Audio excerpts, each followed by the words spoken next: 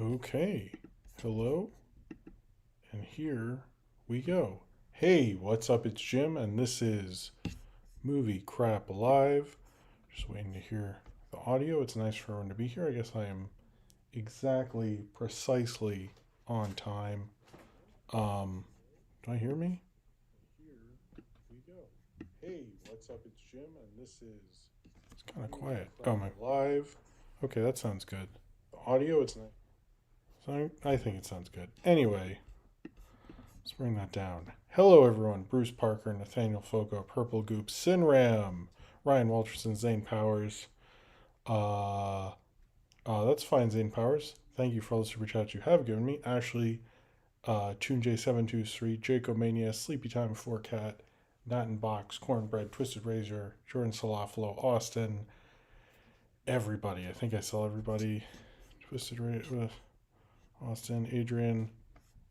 Yes. Oh, did I delete? Oh, no. I can't let people know on the Twitters. I'm going to have to do this real quick. Oh, no. Unless it saved it. Did it? Of course it didn't. No one will know. How embarrassing. How embarrassing. You can just hear me do this. I hope everyone's having a good Saturday. And I had it all ready to go, and then I forgot about it because I'm a big stupid idiot. And anyway, okay, now we're good. Now we're good. Forget Twitter, probably. Probably a good idea. In general, been listening to nothing but Bob Marley all day. Oh, not in box. That sounds like a good day. MCL to the moon. Thank you, Twist. Excited for Kevin James chat. All right, we'll switch to the main feed. Hello, and cheers to you, Bloxy. I will talk about All In. Don't worry. Let me take this off. I'm a little. How are Buster stocks doing? Good, but he won't sell.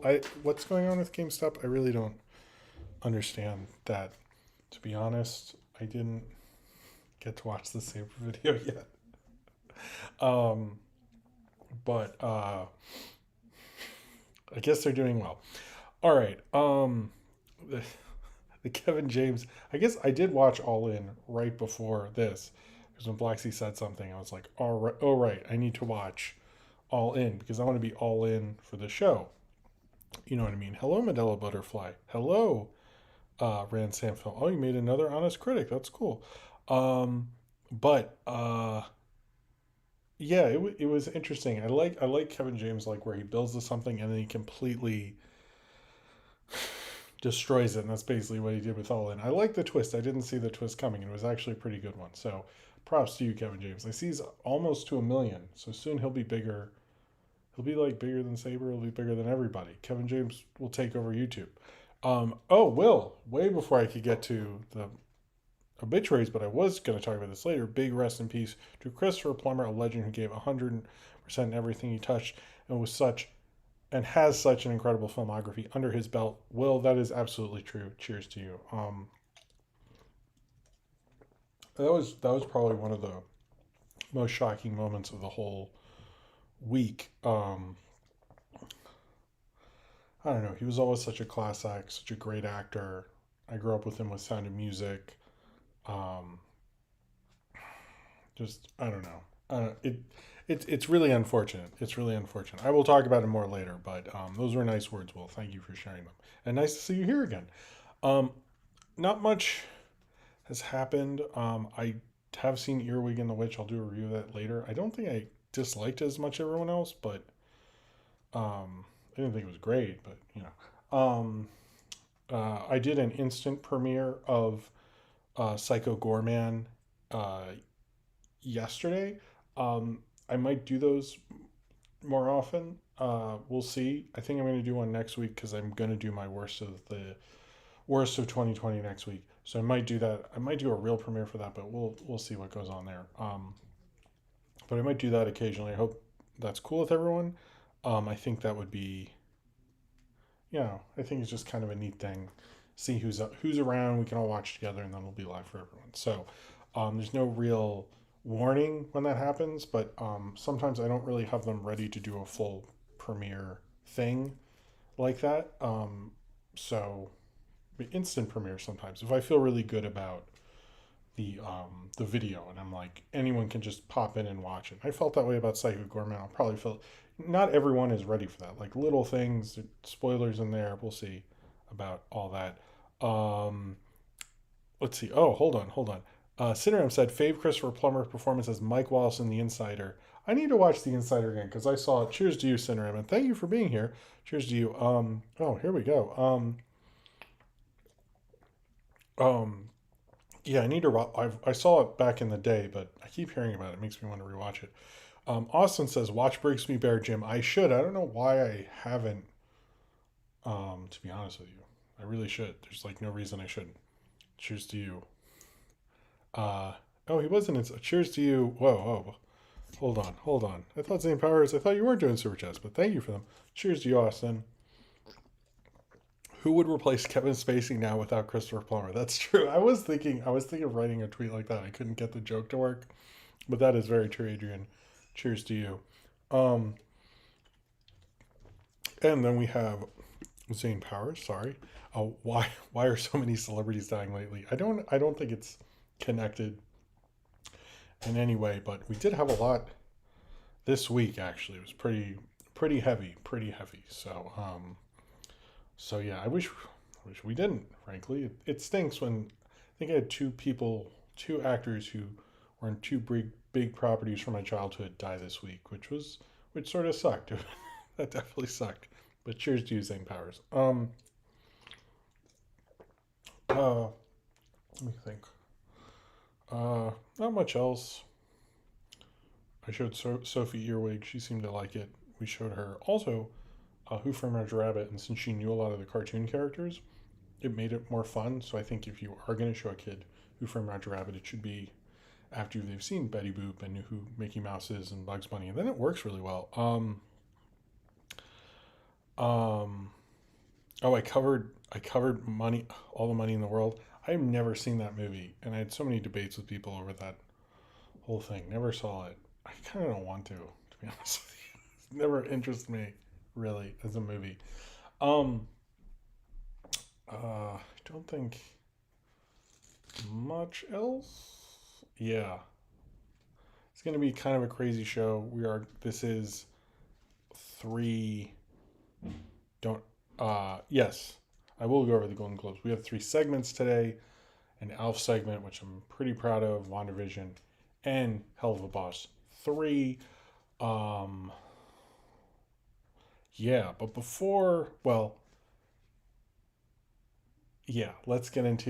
do the Patreon Discord thing, and then I'll get into Kid Cosmic. Um, if this and everything I do is supported by you, or you, the fans, or viewers like you, either through super chats during the show, which I'll take your Red Bull, I'll drink a Red Bull and read your super chat, as well as Patreon, which is in the which is linked, sorry, in the description of this video. If you, it has all sorts of great options like postcards, Skype calls, exclusive videos, like you can learn who won the last movie review vote and what the votes were. You get commentary videos, all sorts of neat stuff like that, and it's a great way to support the channel and me and all that good stuff. If you are financially able to do one or both of those things, I very much appreciate it. If not, just liking and subscribing or just watching is very appreciated as well. And thank you very much for doing so. Thank you for being here. It's really nice of you. So yeah, and also the Discord, which if you see everyone in the chat here and hear me talking to everyone, most people are on the Discord. It's a great way to interact with people who like these videos as well. Thank you, Marley. There, my favorite little cowboy. I don't have the cowboy hat's in Sophie's room, but cheers to you, Marley. Everyone, I was listening to his podcast, Unsubbed Heroes. It's really good. You should check it out. I listen to it like every week, usually on Sundays when I'm cleaning. I think I have like half left, but I really like it. So check that out. But cheers to you, Marley. Thank you very much.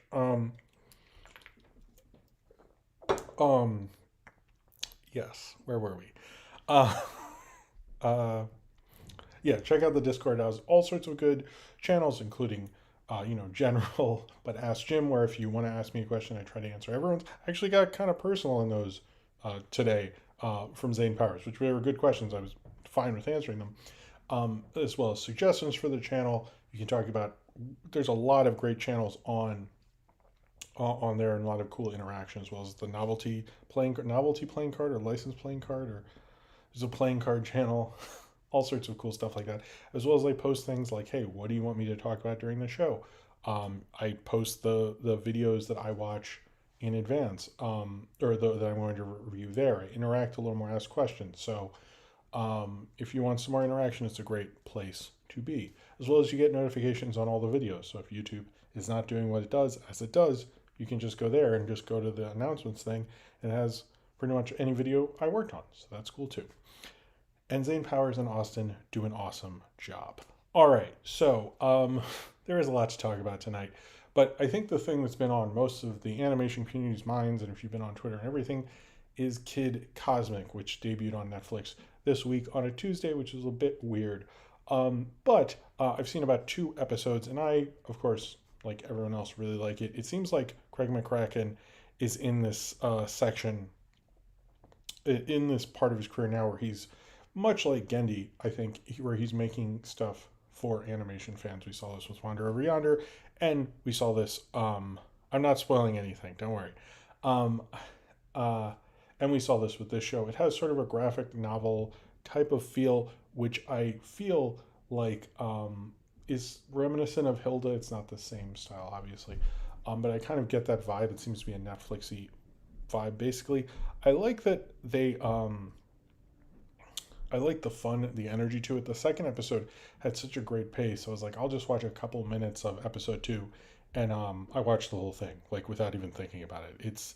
It was crazy how well that went by. It was just like I was like, I can't believe how smooth that was. It just a wonderful, beautiful, kind of like fun kid energy type of show. I want to see more from that from Craig McCracken. Before we get to more, happy birthday to Medela Butterfly. Happy birthday to Medela Butterfly. Everyone in the chat wish Medela Butterfly a happy birthday. Says, this is my birthday stream. Hope everyone is well. I hope you are well as well, Medela Butterfly. Thank you for being here. And seriously, everyone, happy birthday to him. You've been here a lot of streams, so thank you for sharing your birthday with us. That's very nice of you. Cheers to you. But yeah, and I like the Kid Cosmic thing. I like how each of the characters who are in his superhero team have a different energy to it. It's really well built, really smart, really awesome show so far. I've only watched it by myself. I haven't actually seen any kids watch it so far, which is, I've noticed that's kind of a trend with this show on Twitter. I'm not trying to criticize this, what I've seen. I thought there were a lot of 70s cartoons references, so much so that I did a thing that I never do.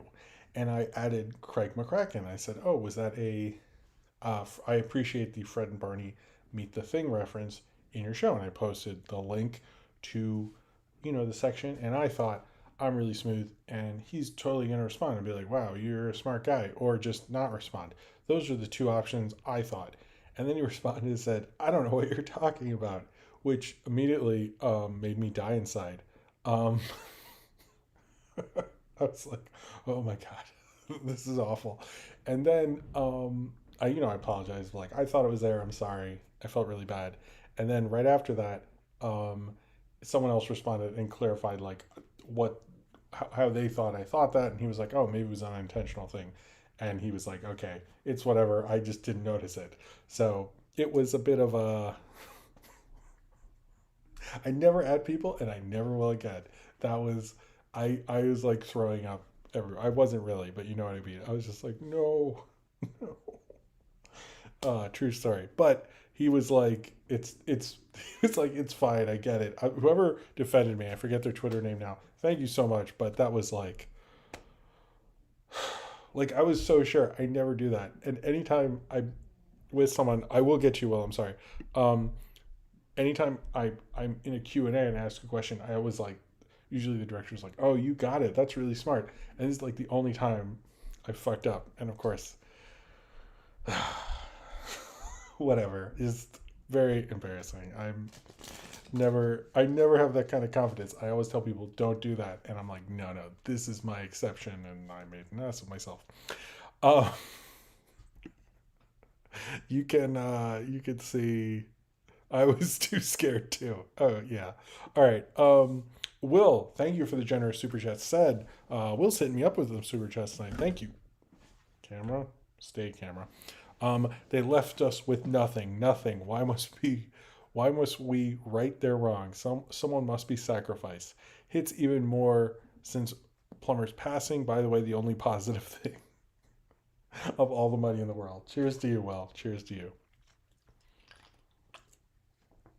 Who got? I was actually reading about Jim. That's a nice. I like that, Marley. Jim aimed for the moon and ended up in Long Island. I think it was Staten Island, to be honest. After that defeat. Oh,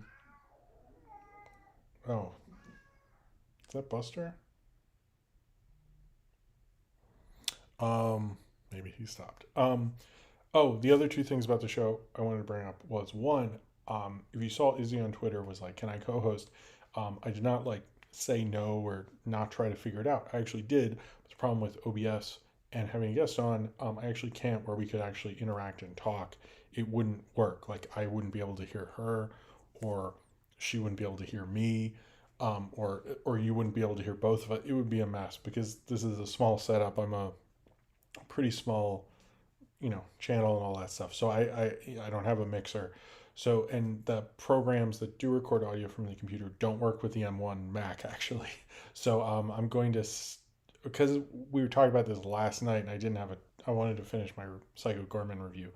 I did spend a significant amount of time on figuring out, but I realized you really cannot do that on OBS. So if you're wondering, I'm going to try to figure that out in the next week because I wanted to go to the other one. Was it Screenlight? Whatever the other streaming one was. But yeah, you actually can't do it with an M1 chip thing. They haven't figured that out. As well as, with WandaVision, if anyone's worried, the spoilers of WandaVision, I'm going to film that directly after the stream, and I'm going to put it on the video that comes out later. So we're not going to talk about that on the stream. I will make sure to put the spoilers in the chat, but if that is a concern for anyone, don't worry. Just wanted to say that. I forgot to mention that before. Streamlabs, you're right, Austin. And I am going to try it. Probably, I might do yeah, I'm going to figure it out.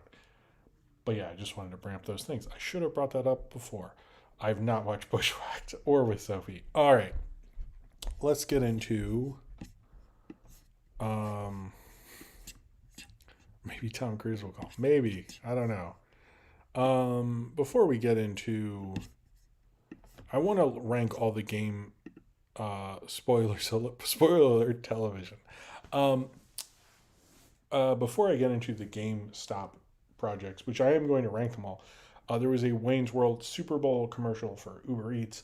I don't ever use Uber Eats, and I've never heard great things about them personally, but I don't really actually know that much, so I don't really want to get into a debate on that. But they had a reunion of Mike Myers and Dana Carvey doing Wayne and Garth, and Cardi B was on it too, which was is she a big Wayne's World fan?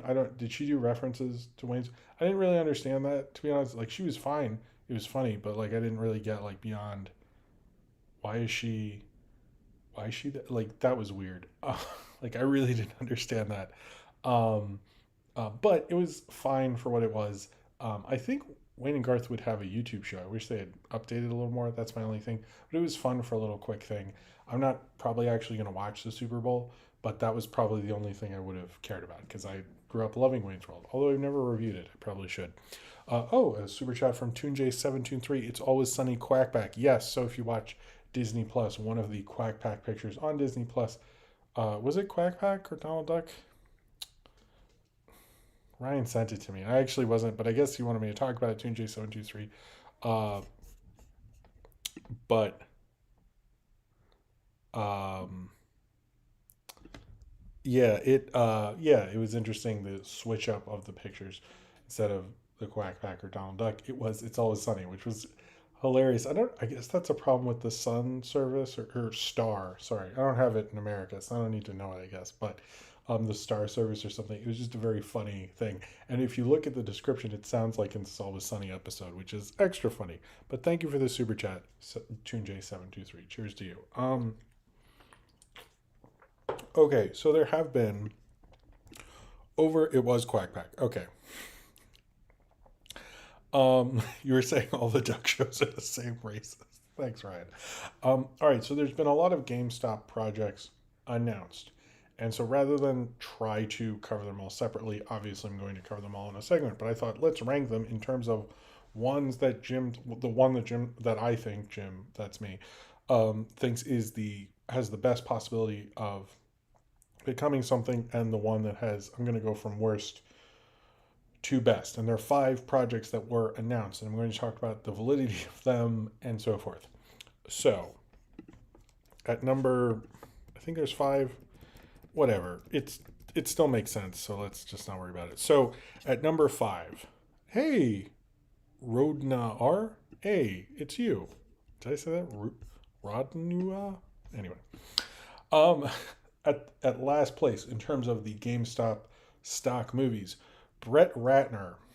Yes, that Brett Ratner of Rush Hour 3 and Being a Horrible Person fame, and also being a really bad director. There's really nothing good about Brett Ratner. Yeah, no, there isn't. He bought the life rights of someone involved in Wall Street Bets, whose book actually came out right during when this thing was happening, coincidentally.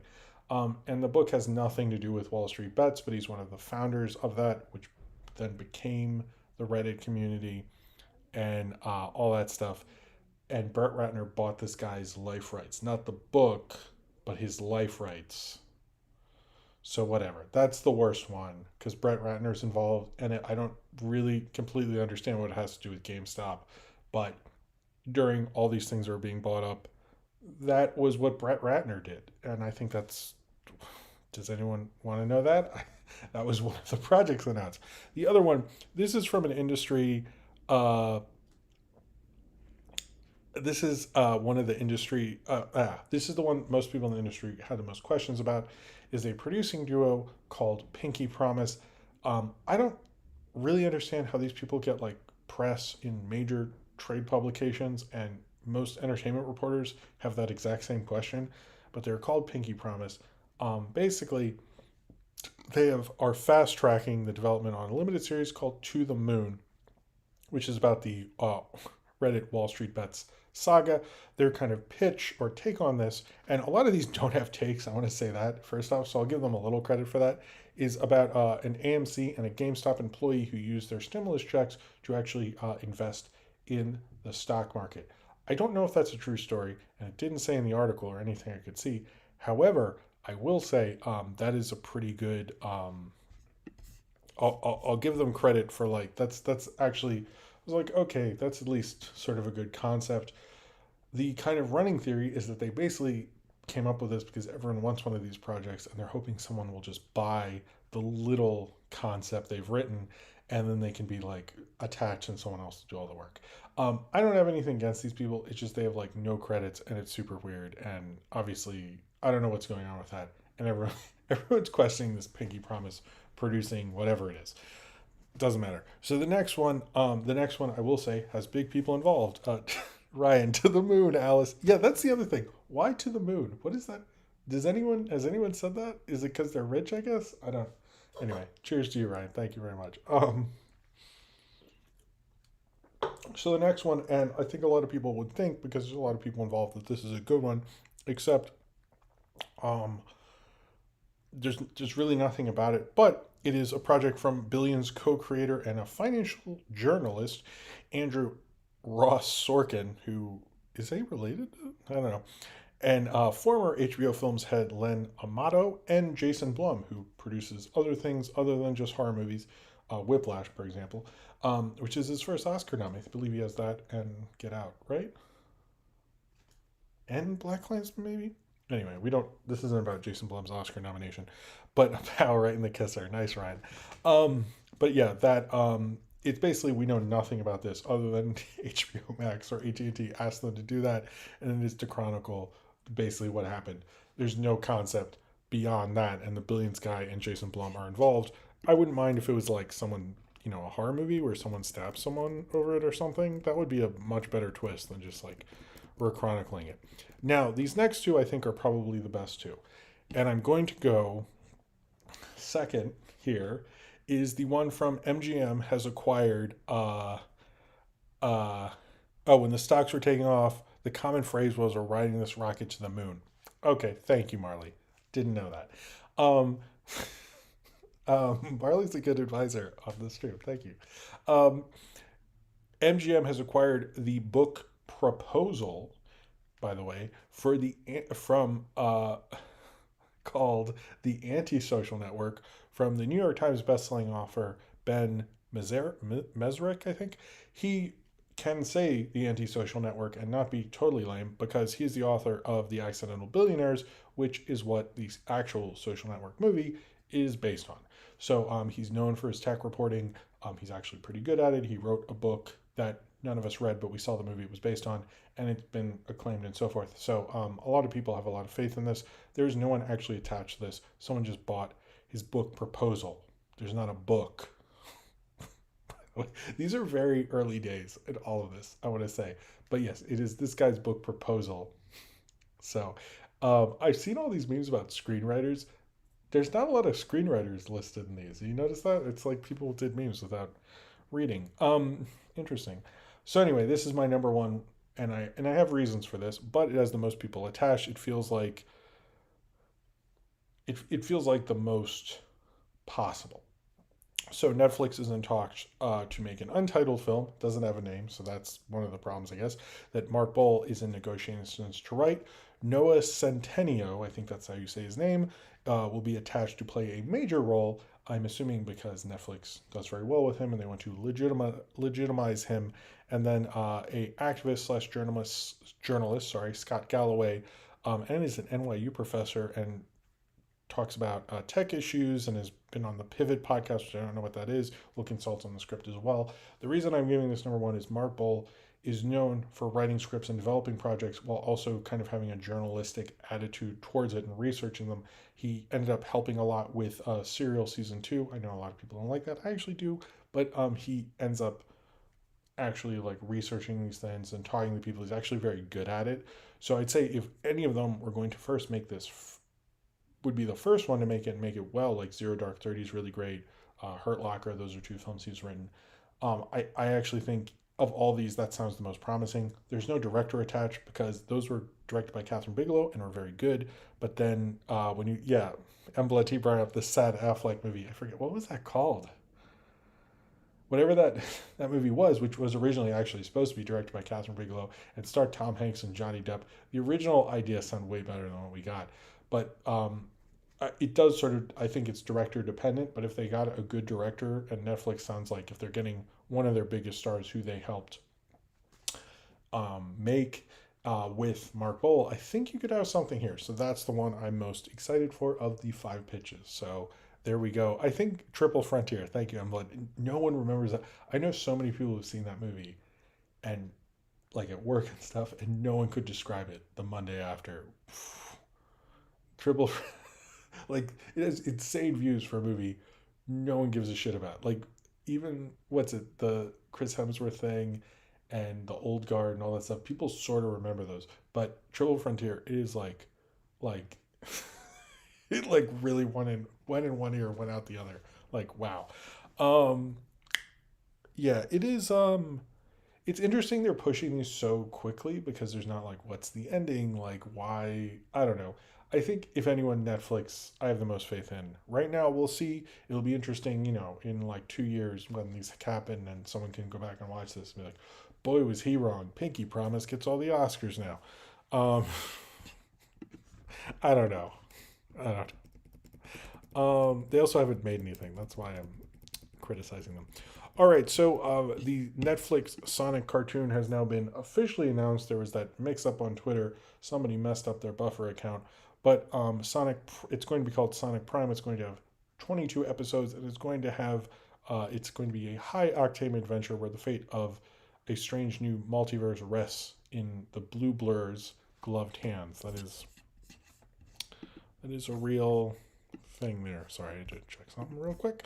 Um, yeah, it sounds interesting. Sounds cool.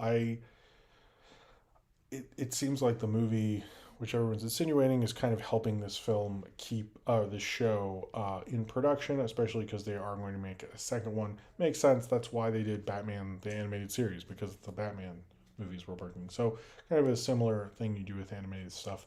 It'll be interesting. I think multiverses work a little better in animation, so I'm curious what they're going to do with that. What about a Toys R Us bankruptcy movie? Adrian, that is a great idea. I like that. A biopic of Jim Gisriel played by Ryan Walters. I sort of like that. All right, so Adam Conover on a podcast, and I actually watched at least the part about this, talked about how he was working on a stop motion. He calls it claymation.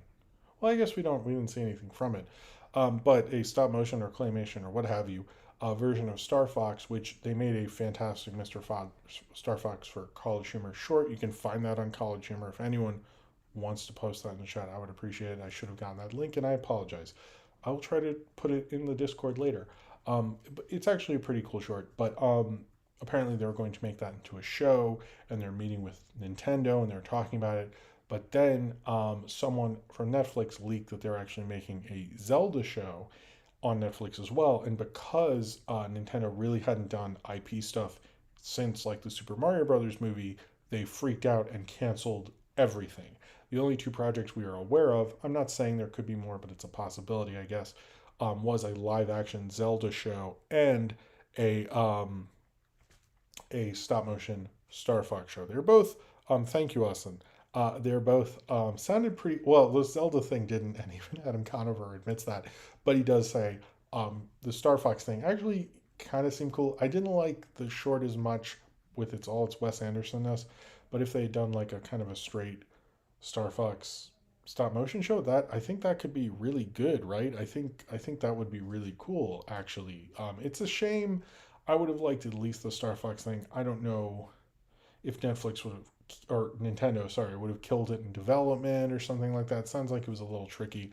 I wish Nintendo hadn't done that, and we'll see if like the Mario movie happens at this point. But they need to figure out their IP strategy, because I think of all the things people want movies of, like Marvel's had it too good for too long because no one's like Nintendo's not fighting them. I feel like that's something I constantly have been talking about with people, is they're like, when's that going to happen? And it seems like Nintendo's the problem, really. Zane Power says Sega has always been more chill than Nintendo.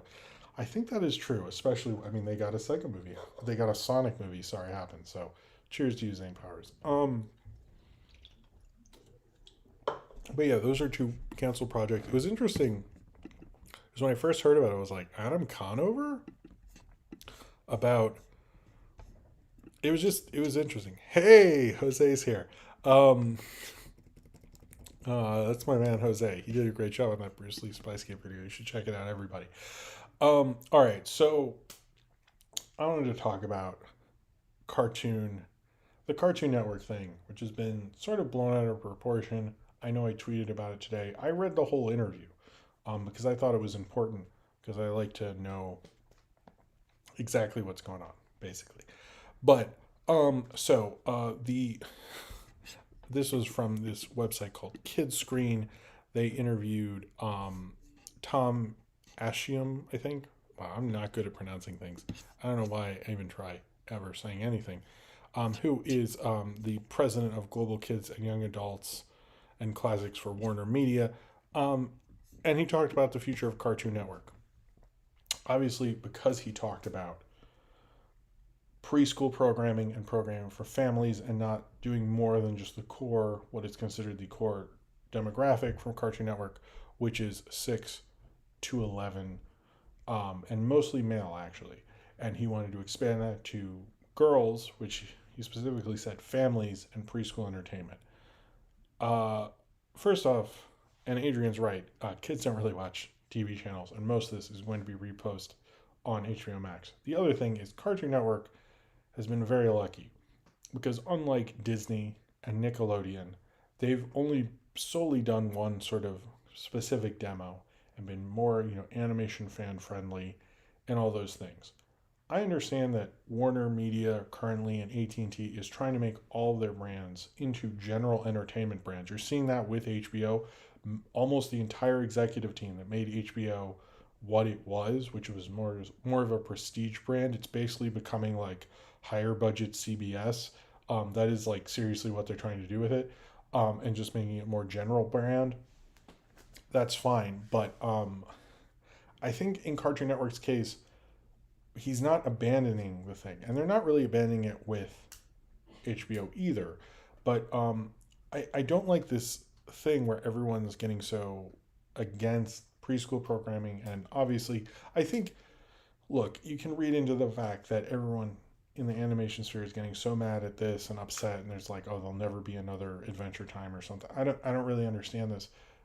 Because of this interview, is not saying that. He's saying like we'll make the 6 to 11, things will go to HBO Max, um, but he is saying they need to expand because as a brand, like I sort of agree actually. Like you can't have this channel not appeal to those people because like most kids who are my daughter's age don't watch Cartoon Network unless like I put it on or something. Like most kids aren't watching it for a majority of their childhood. He brings up that most kids who watch TV are a lot younger and they're not interacting with it. And I mean, frankly, if you're one of the big three, you need to do that. And that doesn't mean those cartoons are worse. I understand the Thomas the Tank Engine thing, but it just to me, if what everyone's arguing with animations for everyone and it can do all these different things and appeal to multiple generations.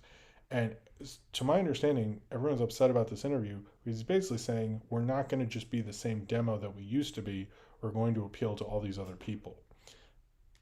To me, that like okay, he believes in your argument. Actually, he's still talking about adult animation actually in this interview as well. So to me, it's like this isn't the problem that everyone's acting like it is. The only thing we know is the Thomas the Tank Engine thing, which, depending on development and everything like that, might have been approved before this guy showed up. It probably was. So to me, it's like he seems to like want to make it a lot more diverse in terms of audience, and Cartoon Network just plays the same crap all the time anyway. So I just I don't know. I think he's more preparing for HBO Max becoming the prominent thing and not worrying as much about Cartoon Network, but I don't think it is like the end of all these things. I just think it is not the only thing they're going to be known for. Maybe they don't make as many, but they have the Gendy thing still approved and he's apparently mentioned in other interviews he's still going to do those things. So I just like let's not nothing has happened, and I understand what's going on with AT&T and T and Warner Media and how we're going more into general entertainment. However, that hasn't happened. There, it just like animation can be for everyone, and if we really believe that, what this guy is saying is something honestly we should agree with. And if he's trying to make Cartoon Network, appeal to a broader audience and get more viewers onto it, to me that's not a bad thing. So I know it's not what everyone wants, but it's not as popular as like, I think Nickelodeon has a relationship with kids very young. Same with Disney. Cartoon Network doesn't, and that's a problem. So I don't know. I understand, it's not the program you're gonna watch, but most, not everything on Cartoon Network has to appeal to the cartoon community and stuff. I want animation to be more diverse, and what if they have a really good show or something like that? So we'll see, but I just don't. I don't know. I dislike this whole discourse. Really, I just don't think it, and I think it's coming from a place of paranoia rather than like actual things that are actually happening. You know what I mean? It's like if there was actual data to back this up, I'd be like, yeah, yeah, but there's not. So, and what if they come up with something really cool? So, but Nick Jr. gave us something like Paw Patrol. Zane Powers, thank you. Cheers to you. You got me. Also, I almost didn't talk about this, but I changed my mind. So, Ryan brought this to my attention. This is a Ryan Walterson exclusive. I guess. But this Twitter user called Cartoon Gamer asked Vincent Waller, who worked on SpongeBob, apparently on the DVD of Sponge on the Run. It found out that, according to it, that Steve was sorry, that Steve made basically that it showed that Steven Hillenburg was involved in the development of Camp Coral, um, and that he was credited in there. And then Vincent Waller actually responded saying Steve was aware it was being developed. Sadly, he did not get to see it completed. I think it would have made him smile. Basically, he, despite what everyone's saying about Steven Hillenburg, and this disrespecting his message, this guy who worked with him basically was like, yeah, he knew about it. The original tweet was, did Steven Hillenburg make Camp Kroll SpongeBob's under under years before he died? A few screenshots appeared on the Art of SpongeBob's account, and in November 2019, I don't know about this until now, Ramsey Narito revealed that Steven was involved before he died. So he confirmed it, that he was involved. It is not Nickelodeon taking the money and run like everyone has insinuated. So I just thought that is worth bringing up. I've noticed there's a lot of conjecture nowadays. It's always good to clear that stuff. Also, thanks to Ryan. He's a great research. He's a good researcher. Hey, Mail Tears is here. All right. Golden Globes and SAG nominations were certainly a thing this past week, and a thing that I don't think anyone liked. Now, to be fair to both of them, they really don't matter that much. The other thing about both of them is that I'm not getting a good vibe about this award season. That everyone seemed to think like this was going to be a really big like great award season. Like there's gonna be all this diversity. We're all gonna feel great about it. I don't know why people have been thinking that for like 20 years, and it never happens. That is not. Sorry, that is not going to change. And this was a week of real bad precursors that. Thank you, Barley. That's true. Sorry, these are bad precursors of what's to come. Now, the Golden Globes and SAG are not like the Oscars. Sort of are in a different place than they used to be. They can sort of do whatever they want, but in particular, there's been a lot of question on the Golden Globes, mainly because the thing with the Golden Globes is they both are and aren't important to the Oscars. Um, they're very. I think there's like one or two people in the Hollywood Foreign Press who actually get to vote on the Oscars, and I might be pushing even that. That might not even be true. Um, but it's because they're televised. And when these people win awards and give a good speech or have a good moment, it definitely helps them. Like that is 100% true. And especially because the Golden Globes, they don't get the same discussion. Like I'm not doing a Golden Globes prediction stream or something or anything like that. I might half-heartedly tweet during it, but there's still more discussion than any other award show of the entire movie award show of the entire year. There seriously is, and I think like as much as I want to disrespect it, they do hold a certain amount of influence, and which I don't think they deserve, but they do. That's just a fact. Like we can't get around that. So the good thing, and we'll just talk about that real quick, is that in the best director category, um, they nominated three female directors. That would be Emerald Fennell, Chloe Zhao, and Regina King, which was amazing. That was wonderful. That's the first. That's the most. I think only 7 women have been nominated for Best Director at the Golden Globes, and including the 3 just now, which is still not a lot. The Father has become much more of a contender than we previously thought. That's with Anthony Hopkins and Olivia Colman. That was a big part of it. But they didn't nominate Spike Lee. I think most people thought Da 5 Bloods was going to get a lot of nominations in both of the SAG and the Golden Globes. They didn't, as well as Delroy Lindo. I think one of the things with Delroy Lindo's performance is Delroy Lindo is basically playing a Trump supporter. So I think most people don't even want to like entertain that. But Delroy Lindo is an amazing actor. He gave a great performance. I don't know his political opinions, but I got the impression he doesn't believe in that. But I think like, he gave an amazing performance. Like I don't know. To me, it's like having him not nominated is insane to me. I get Chadwick Boseman; he was great in it, but everyone was really great in Da 5 Bloods. I find that to be really disappointing.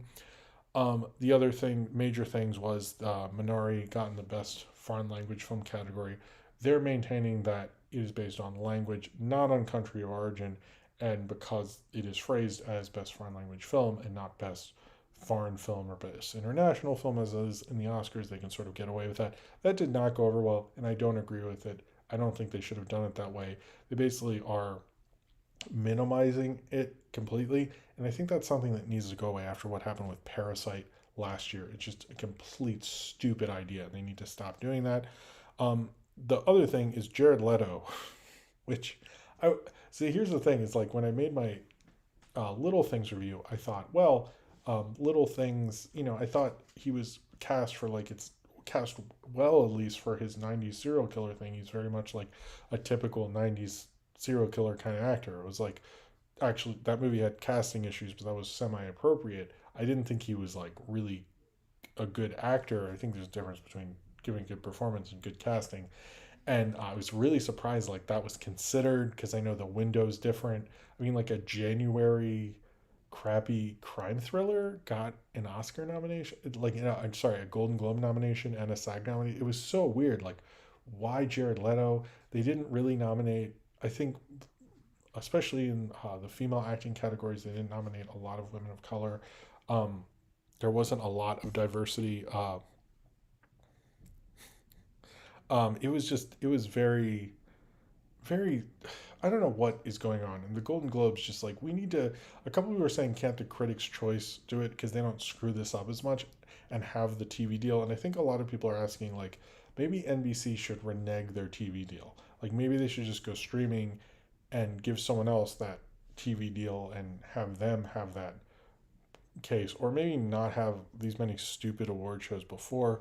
Nattenbach64 with Super Chat says, "What was a band you used to like but don't now?" Well, cheers to you, Nattenbach64. But don't now. Hmm. What's the least embarrassing one? That's the real question. I guess I think I liked Corn back in the day. I don't really like them, so maybe they're good. I was actually listening to a lot of REM this week, um, and I used to like them a lot, and I really haven't revisited them. So that was an interesting one, especially the album Up, which I don't think anyone remembers. Anyway, that was a side tangent, but um, thank you for the super chat, Nine64. There were the Golden Globes were just awful. I know in the TV category, uh, sorry, everyone wanted I May Destroy You to be nominated in that. It unfortunately wasn't.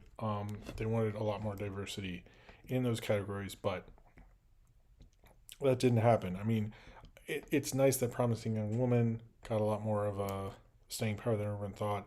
It's nice that certain things did, but it's like the drama categories like Mank, The Father, No Man Land, which sounds like it is the big one.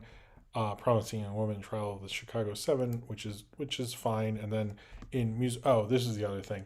In musical or comedy, you had things like Borat, Hamilton, Palm Springs, The Prom, and James Corden got nominations, which is awful. And then music, and music I think was one of the more controversial nominees because most people and most critics and movie journalists had written that off. Actually, had said, "Oh well, I'm not going to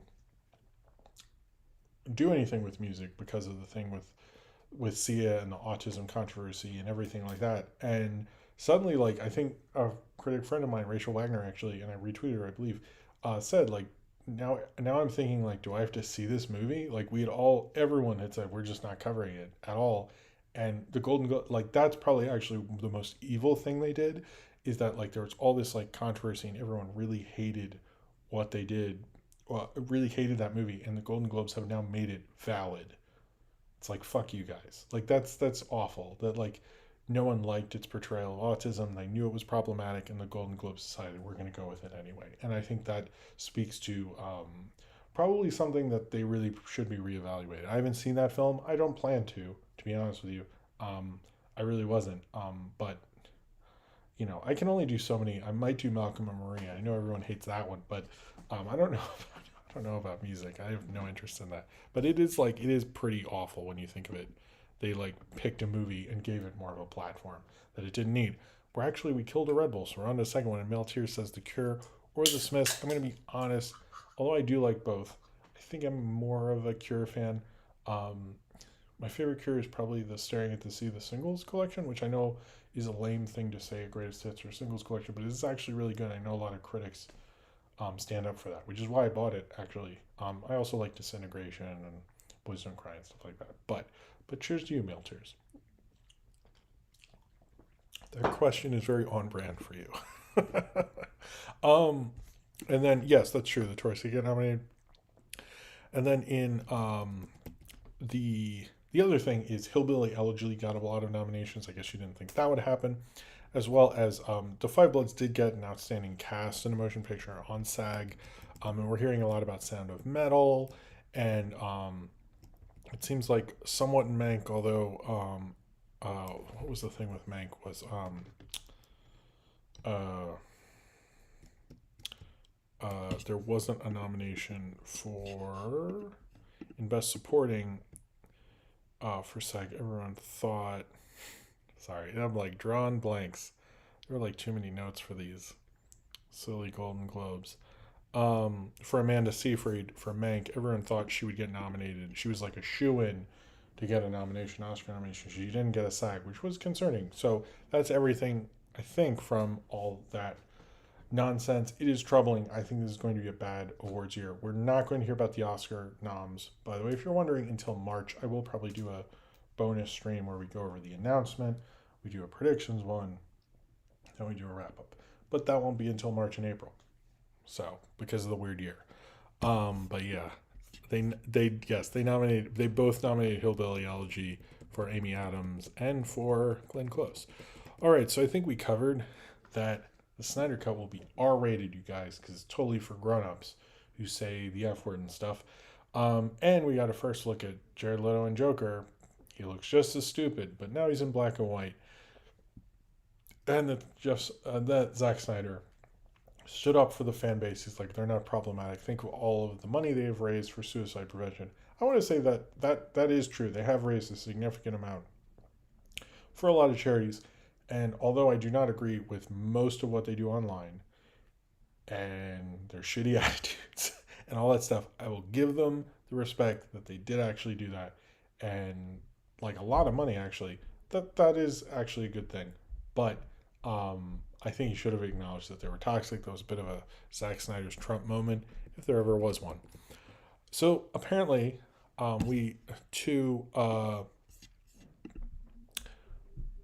two things, Marvel things, I guess. There's apparently going to be a Wakanda TV show. That's literally all we know. Ryan Coogler's production company has signed a exclusive 5-year deal. His production company is called Proximity Media. A lot of people are confused what this is, what it has to do with Black Panther 2. Are we still moving ahead with Black Panther 2? This kind of brought up more questions than it brought up answers.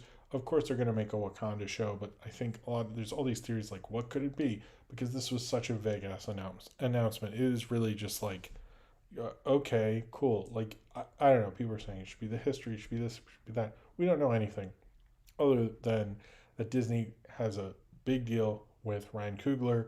He's going to make this TV show with his production company, so he'll make money on it and probably just direct the pilot and all, because of the DGA, get a percentage. I don't know, but we'll see what's happening. It doesn't sound like we're going to hear much about that. I am curious, what happened to his movie with Michael B. Jordan about like cheating on tests and stuff? Did he actually shoot that? Because I remember hearing a lot about that, and then I have not seen anything, and now he's making Black Panther 2 or something. Whatever is going on with him needs to be clarified a little, because I get why Disney signed a deal with him. I hope he gets to do something else before Black Panther, or did get to do something else, but I forget what happened to that. Blade, the movie that has no release date or a director, by the way, but did get a writer. That would be Stacey Osi Kofer, I think.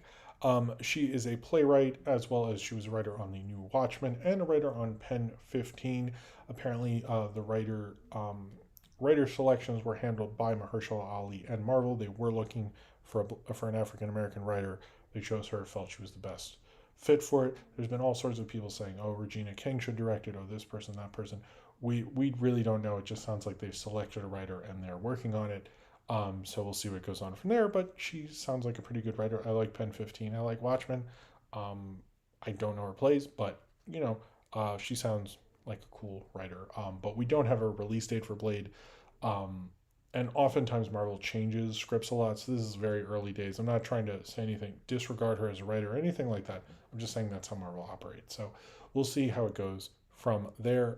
Riverdale, a show that I stopped watching after season one because like the joke was sort of over at that point. Um, is coming back. I never talk about the show, but it's so funny. Is coming back for season five with a 7 year time jump, and like Archie's in the army, and Jughead's a writer, and like all this crazy stuff. That trailer I saw of it looked insane. It's the kind of insane that makes me want to watch this show again. I probably won't, but it made me think about it, and that's worth it. So, and I heard all these things about someone did a fake interview as the girl who plays Betty to like help their ship happen.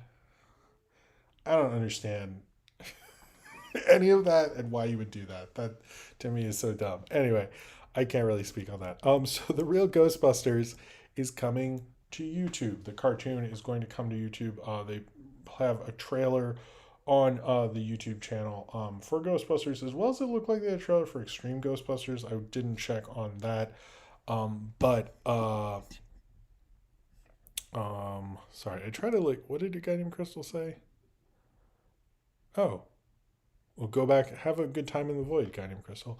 Um, but that's cool. I've long wanted to rewatch some of the real Ghostbusters. I don't really know where it's streaming. I know it's like on iTunes, but I think this is a good streaming push. It's also good for the brand because they have a new movie coming out, or at least eventually. Um, okay, John M. Chu, who we heard was not directing Willow because his wife was pregnant, has now signed on to a new project, I guess, even though he said he was too busy. Whatever. But it is Wicked, which sounds like it is really going to happen. But first, we have a super chat from Will. Will says to Jordan was also attached to some strange American remake of A Beautiful Life, which is going to be directed by Jennifer Yu Nelson. Big question mark. Yeah, that's true. Cheers to you, Will. I'm assuming you're talking about Michael B. Jordan. Um, and yeah, he announced a lot of projects that are like, what's going on with that? You'd think they would, because he's a bigger, in my mind at least, a bigger star. That is a little strange.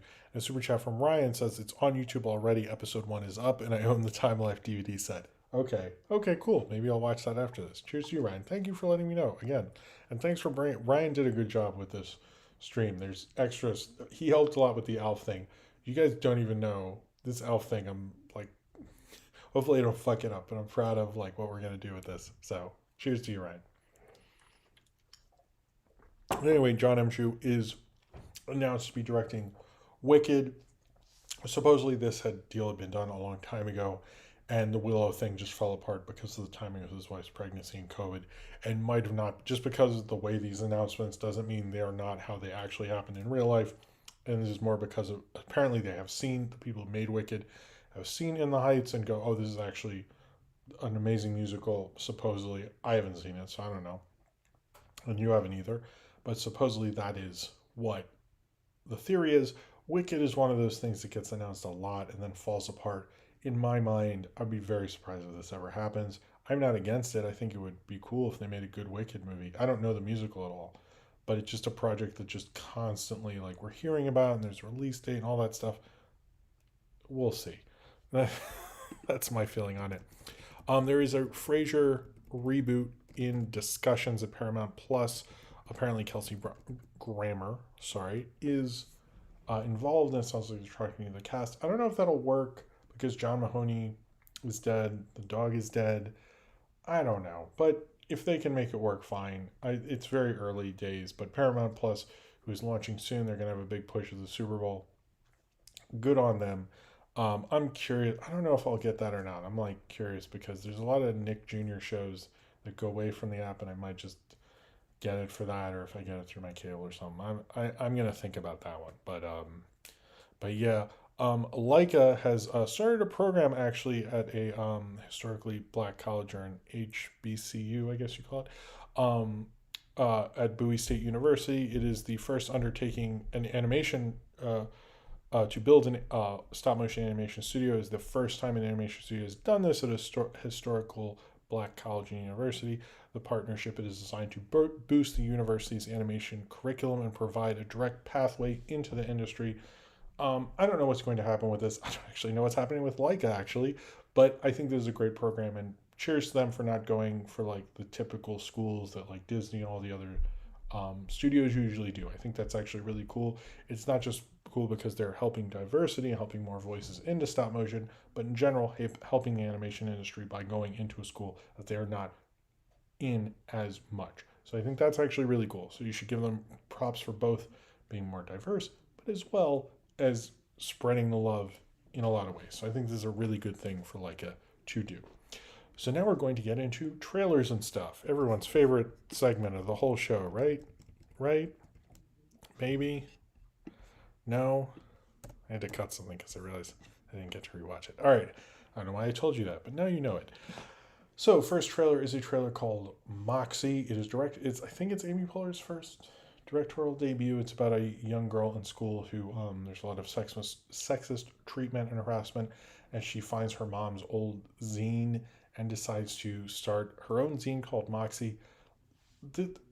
My thing with this, I haven't seen this movie, but my thing with this trailer is I'm not against like the idea of like a girl finding out her mom was a riot girl and being inspired by that. That's fine, but there's so much like feminist stuff on TikTok and Twitter and other places in the internet.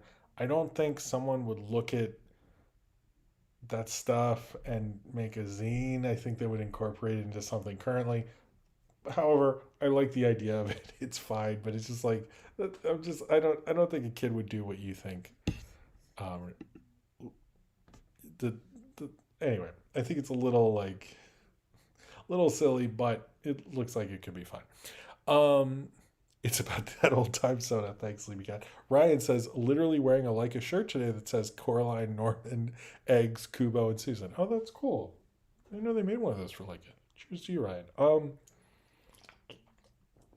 The Coming to America trailer came out, the full trailer, I guess. That looked like a lot of fun. I didn't realize Leslie Jones was playing the mom of the kid that Eddie Murphy has. I don't think Leslie Jones was in the original. I mean, right? I don't think she was. It's been a while. I need to rewatch the original. But it looked like a lot of fun. Wesley Snipes is in it, all that stuff. Looks like a fun follow-up. Looks like a fun Eddie Murphy movie. There's some Wakanda jokes, of course, but whatever. Uh, but it looked fun. It doesn't look like the original, but it looked like, the big budget sort of follow-up you'd think it would be, and that's fine. There's a Punky Brewster trailer for the follow-up that's going to go on Peacock. Again, it looks okay. It doesn't look as good as what they did with the Saved by the Bell reboot. Freddie Prinze Jr. is in this. That's the weirdest part. Like Freddie Prinze Jr. Like, why isn't it an 80s person? Like Freddie Prinze Jr. is like 10 years. I don't know. I mean, I guess he's actually, because Soleil Moon Frye was a kid. So I guess it's the age appropriate thing's not getting me. It's more of like the decades they're known for thing. And then he has like slick back hair in it. Freddie Prinze Jr. was distracting. It looks fine. It just looks like a basic sitcom that's a follow-up to Punky Brewster. That's all. That's all. I'm just like, why is he in this? But I guess the age thing is not. It's just like, couldn't they have gotten like, was Kirk Cameron busy? You know what? Never mind. Forget I said that. Cineram says a print edition of Moxie would be harder to trace than an online version. That is true. Maybe that's why. I hope they explain that in the movie. Cheers to you, Cineram. A big HBO documentary released a trailer this week, Alan vs. Pharaoh. As much as I love going on Facebook to all the movie cinephile groups I'm in and hearing them endlessly discuss this Woody Allen thing and stuff, I'm super excited for that element of it. But I think it's a documentary we should probably talk about again and go into that further. And it's a bit of a complicated case. I don't really want to say anything because I feel like once this comes out, there's probably aspects I didn't even realize. But I support the Pharaohs, obviously. But it's a really kind of horrific case and what he did to Mia Farrow and all that stuff. And I think once that comes to light, if you were thinking about watching Annie Hall, I think you might want to do it before then because you're not going to want to do it after. Let me just say that. I haven't seen it, but I can guess. Pacific Rim: The Black, which is a new show on Netflix. The trailer looked fun. It looked a little better than the sequel, but not good enough for me to actually watch it. But maybe I will. I don't know. The Nevers, the trailer for the new Joss Whedon show. Basically, the deal with this show, if I think I talked about it before, but just to clarify, he did work on this first season. He left while they were in post on it, so he shot, directed, whatever. How I don't know how many he did, but to my understanding, he was on set developing it. So if this is successful, I'm very curious how they're going to do season two without him since he left during the whole Ray Fisher thing. But it looked fine. It didn't look like amazing. It didn't look like this triumphant Joss Whedon return. I'm not saying that because he's like a creep. I'm saying that because this trailer sucked. But maybe I'm also saying that. There are a lot of Paramount Plus Super Bowl ads. They look fine. They have like so many people. I actually like when they get to the top of the mountain in one and it's Patrick Stewart and Stephen Colbert. I sort of like that part of it. And it was fine. And you see Beavis and Butthead and stuff like that. I'm curious about Paramount Plus and what's going to go on with that. And Justice Society World War II. One thing, can the DC animated things just go to HBO Max? Because I do actually like those things, and it would be fun if they were HBO Max exclusives. That would make me like HBO Max even more. Like I get that they're high budget and you want to get some on demand money, but I like why anyway. Um, Finally, a couple people have actually asked me about this. The Black Widow Super Bowl thing. I have thought that if they're going to do anything with Black Widow, they're going to announce something in terms of it will do the Premier Access thing with Disney Plus. There has been no official word on that. It seems like people have made trailers and things like that, but there's nothing official. I wouldn't be surprised if that happens tomorrow. But as of right now, unless there's something that dropped that I don't remember, I don't think it doesn't sound like it's going to happen. So if you are waiting for that, I would expect it. I wouldn't be surprised if it happened, but we have no knowledge of that happening at this time. But I wouldn't like. To me, it's like they should just do it already. Like Super Bowl's the last time it would give people a big push. People would be talking about it. I think there will be movie ads. I don't think there will be as many, but it'll. I know certain people aren't advertising during the Super Bowl. Some people are, but apparently there will be movie advertising. But to me, it's like if you really want to push Disney Plus, do the Premier Access or just put it on Disney Plus. Or to me, it's like, are you waiting for Raya and the Last Dragon? Because with Raya and the Last Dragon, like once you get those numbers, like it's time for Black Widow to come out. So there's a lot of it's tomorrow will be interesting, or maybe it really won't be. I'm not gonna watch the Super Bowl, so I don't know. And finally, the last trailer I wanted to talk about for trailers and stuff is City of Ghosts, which is a kind of documentary, kind of kid show where kids go and interview people about their town. I guess in California, going around interviewing these ghosts and hearing about their real life. It sounds actually like a cool show. I'm sort of excited for that. So I'm gonna check that out when it comes out. Is on Netflix.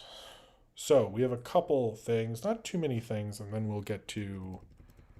I might pee before the obits because I have to pee a little bit, and I don't want to rush them this time, if you don't mind. Annie Malalo, man, one of the co-writers of Bridesmaids. I need to get better at saying people's names. Came out this week. Who has Barb and Mar go on a trip to Del Mar or something with Kristen Wiig. She helped write Bridesmaid. She's Kristen Wiig's writing partner and friend. She worked on hello. Okay, Cinram says it seems that some editor took the Disney Plus tag for the Falcon and Winter Soldier series, stuck it on the Black Widow promo coming in March, it said, which is when Falcon and Winter Soldier is supposed to drop. Okay, that is what happened. Well, I wasn't going to mention the one that you sent me, but yes, that is one of the ones that is going online. I'm excited for Falcon Winter. Wait, that's coming out in March. So that means Wandavision's ending in February? Anyway, Cheers to you, Sinram. Thank you for the super chat, and I'm glad Sinram was able to be here. He works hard and he deserves a night off to chill with us in the chat. So cheers to you, Sinram. Um. So anyway, the co-writer of Bridesmaids talks about how when she worked on the script of Joy and what happened with David O. Russell. Basically, David O. Russell is a total piece of shit, and despite making movies that are pretty subpar, has, I mean, let's be real, Three Kings High Watermark kind of been like a downward slope ever since then, but he thinks he's really great despite sort of just making like really all right mainstream, dramas or whatever. And since no one does that, he thinks he's hot shit. So he thought when he was making the script that he could take down the screenwriter of Bridesmaids, which is far more watchable and I'd say honestly aged a lot better than most of his crap. So he he was basically really abusive and really horrible to her, and she said she had a really tough time working on that script, and they basically rewrote most of it, even though she had actually interviewed the woman that Joy was based on, who did the wow, who made the mop, the miracle mop or whatever. Basically, I used to like David O. Russell, but the more I've heard about him over the years, it just turns me off. I don't really like his turn. Like up until I heard Huckabees, I thought it was kind of cool, but seeing like the footage of him yelling at Lily Tomlin, hearing how he sexually assaulted his transgender niece, like all these horrible things about him.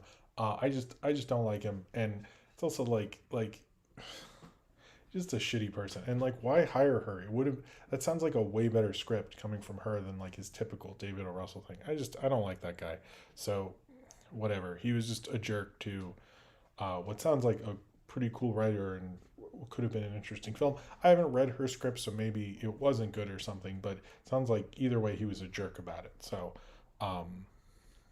yeah, yeah. Three Kings is cool, but even George Clooney hit him in the face. So that shows you. Yeah, David Russell sucks.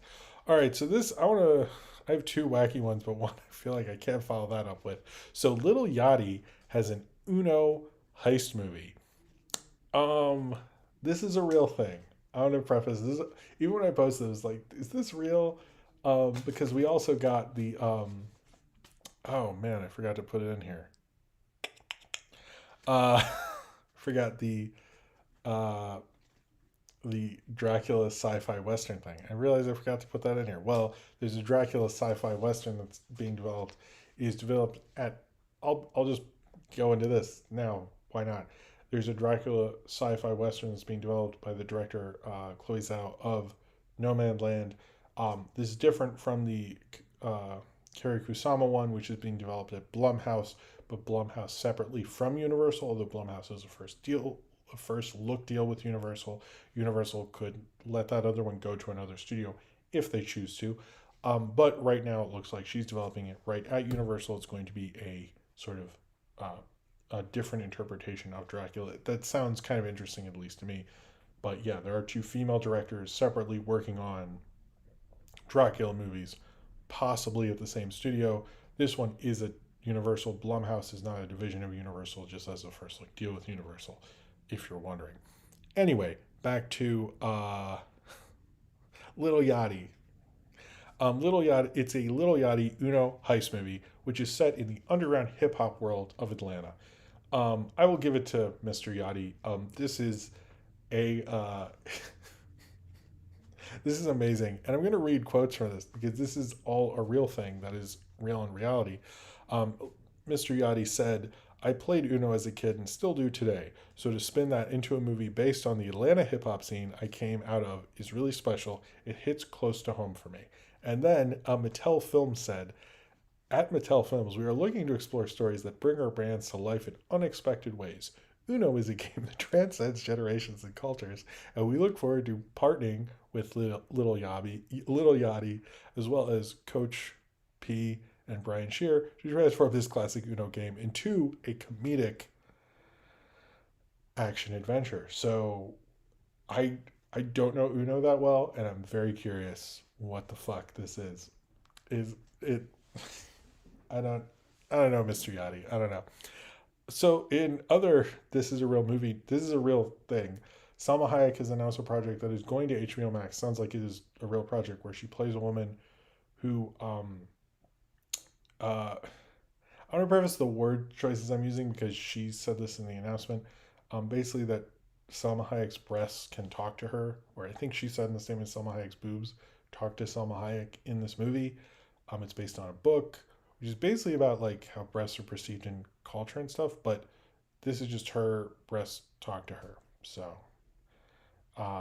yeah, that. And apparently, like they prefaced. I read a couple people say that PR preface it said Salma Hayek's boobs in the headline because that was more searchable. So yeah, it's going to HBO Max. It sounds like official. I'm not joking about that. It's a real thing that's really happening. Okay. Um, both the Little Yachty and the Summit. These aren't joke things. All right. So, only a few more things. One's a serious thing, so let's do another goofy thing. The Dark Universe's Twitter, who I have more Twitter followers for, but they didn't get made fun of. They didn't get told that that wasn't a thing by Craig McCracken, so I guess they have that on me. Lost their blue check mark today, so the Dark Universe has officially been unverified by Twitter. Um, I don't know. It's just funny. Anything with Dark Universe is funny. In sorry, yeah, I'm glad I'm going to the bathroom before I do Obits because I'm too laughy and I have like two things left. Goro Miyazaki had a statement on his dad, which is where the statement came from about his retirement. Said he wasn't able to stay away that long. He needed to create something in order to live, basically. So he started making a short film for the Ghibli Museum. Then he went on to making his new feature film. Apparently, like most of his family wanted him to retire, and they just realized like we can't have this guy retire. So Hayao Miyazaki. I don't think. To me, it's like Hayao Miyazaki doesn't retire. He just takes breaks and is like super weird about announcing it to everyone. Um, and then this came out that cartoonist Adam Ellis found out that a short film had ripped off a comic that he had made. The short film called Keratin. It had won awards at film festivals. It had been playing the film festivals. These filmmakers took this idea from this comic, much like Shia LaBeouf did with Daniel Clowes, and St. Fire says the five people who are looking forward to more Dark Universe news actually liked it, must have seen that, and were incredibly disappointing. True. Cheers to you, St. Powers. Well, basically, what happened here with the Adam Ellis thing is he was contacted by the filmmakers to publicize the short film, and he was like, "Wait, what? You ripped me off? Like, I'm not okay with this." And then they privated their Twitters and blocked him and everything like that. I think it's unfortunate because like they didn't ask. Like I don't know. I did make a Daniel Claus thing, but I was like a film student, and I actually say it was like based on, it wasn't directly, and all this stuff. But I didn't like base frame by frame on these things and then like not admit it. Like I find that so strange that people are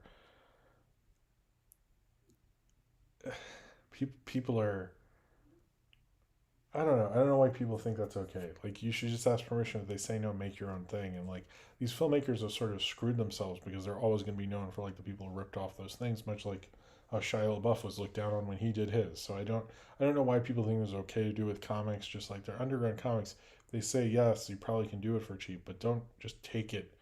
Like you don't own the rights to something, especially if it was a personal thing to him, and it's very disrespectful. I think. Will says want to pull for Goro, but I saw Earwig last night. And oof, that was rough, man. Beyond the 3D animation, even. Man, people are.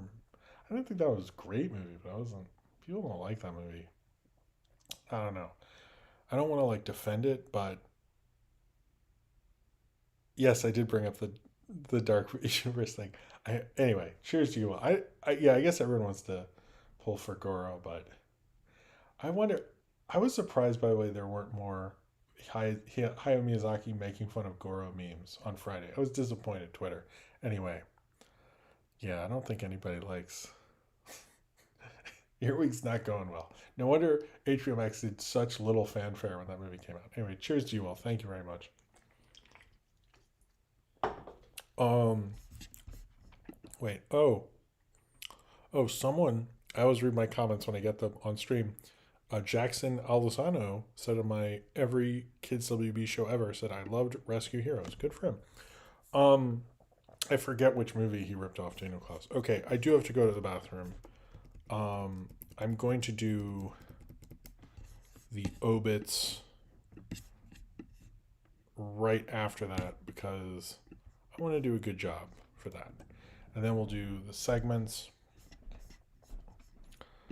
and then questions. I don't have Patreon questions tonight unless I totally missed them and they came in too late. But I will be right. Oh, wait, actually, I'm sorry. I have. What do I have? I have fan art tonight from Austin. No, from Ace the Windrider. Posted this on Twitter tonight. I thought, let's do it. So here is the fan art. If you send me fan art, I will try to post it. Sorry. During the break. So Ace the Windrider did. So I'm going to show his. So here's me and one of the cats. I guess it's Buster. Not sure, but good job, Ace. Thank you for showing that. And I will be right back after I use the bathroom.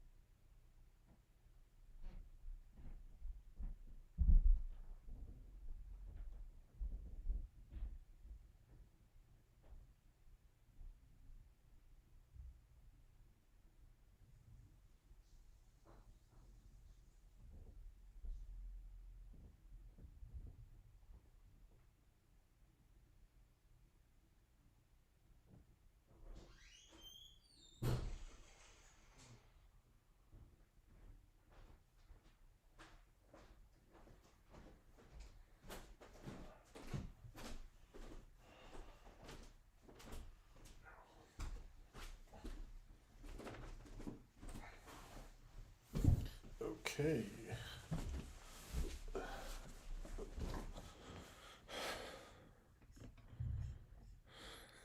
Did that Red Bull too to his I like Cineram. So much easier to type in the channel laptop instead of phone. 10 out of 10 would recommend. Nice. Okay, let's fade out. There you go. I love that fade thing. I have no clue if that was there, but I don't think it was.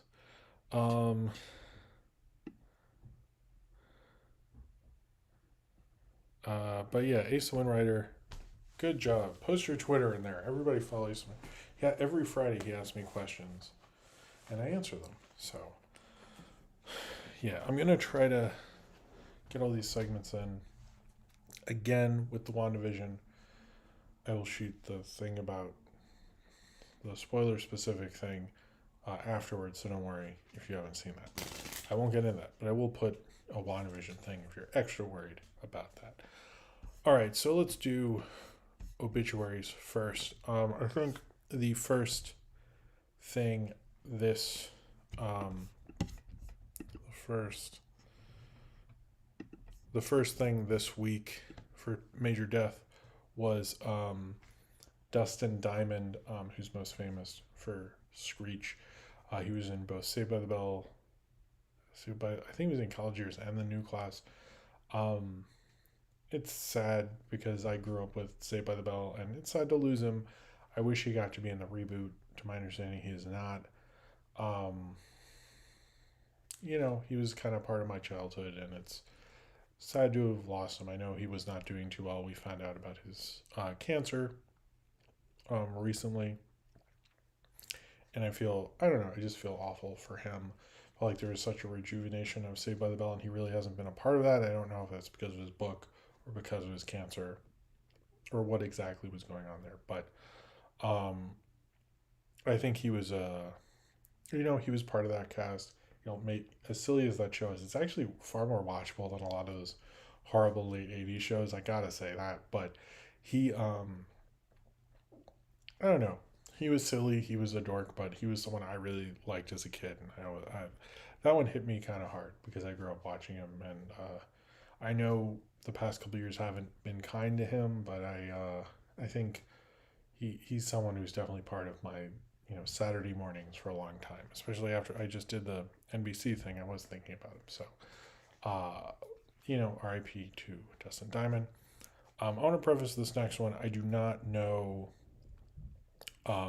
Dragon Tales that well. I did not grow up with it. I was like in high school when it launched, maybe something like that. But Ron Roddecker, who created Dragon Tales and was still selling Dragon portraits, I think pretty close to his death, died this past week. I know a lot of you guys probably grew up with that. I'm sorry. I'm sorry for your guys' loss. I guess I don't really have a good thing to say about him because I don't know that show, but he seemed like a nice guy. Also, Christopher Plummer. Man, I've seen him in so many great things, but I just think Sound of Music was something I really grew up with a lot. It was a big part of my childhood and my whole time living in my parents' house. And it's still a film I really like. I can't wait to watch the whole film with Sophie. His performance in that is so great. And I know he's done other things. And I know you guys probably want me to talk about all those things, but to me, I really have to say for me, it was Sound of Music. And I know people are having him rip up the Nazi flag and things like that, but he's just so much of what he was in that film was who I think of when I think of like sort of a man and like a father and so many of those things. And I know he was like the cool guy on set. I've seen behind the scenes things, and he was like the cooler, adventurous movie star, but you didn't get that in his performance. And he's just one of those kind of classical actors who just was always just amazing in that. And I just he was 91, but he left such an amazing legacy. And but I know some film people don't like Sound of Music, and it's not a big movie for them. But fuck them, it's a big movie for me. And I think Robert Weiss, who also edited Citizen Kane, BT Dubs, did an amazing job with that film. And I think that film wouldn't be as classic as it is without Christopher Plummer. He nails it so well. Uh, yeah, I don't know. That was a sad one. So, as well, Dale Beer. Sorry, I will get. Sorry, Will.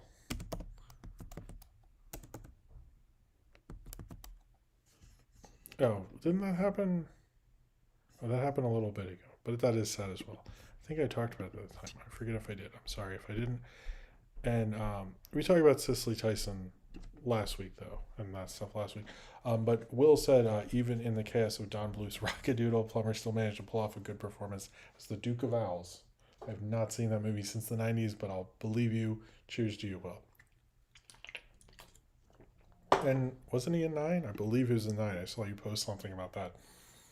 And I haven't seen enough about this, and I wanted to post something on Twitter. Maybe I will tomorrow. The voice of Tree Trunks from Adventure Time, Polly Lou Livingston, died this past week. I think Tree Trunks was one of the best characters in Adventure Time, and it is sad to lose her. That was one of the great shows. And that was one of the great characters, and it's sad that she went. Oh, Star Crash. I'm sorry I forgot. So I saw a lot of him in Star Crash from the Mystery Science Theater things I'm a part of. It was like I was surprised how much Star Crash was coming up, to be honest with you. All right.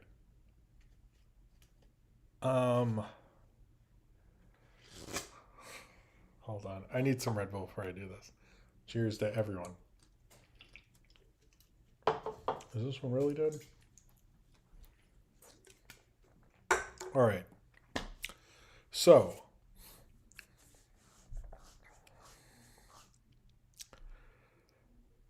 because I did every NBC Saturday morning show ever, which you should check out. That was a video we worked very hard on, and it's a really good video, and it's interesting hearing about the whole legacy of NBC Saturday morning. But because I made the every NBC Saturday morning show ever video, I usually pick a cartoon to review during the stream, and this time I'm talking about Alf, the animated series. I'm talking about the pilot, which is called the Phantom Pilot, which is funny because it's an actual first episode. Now, basically what this is Alf is writing his script, his memoirs about Melmac, where he is from.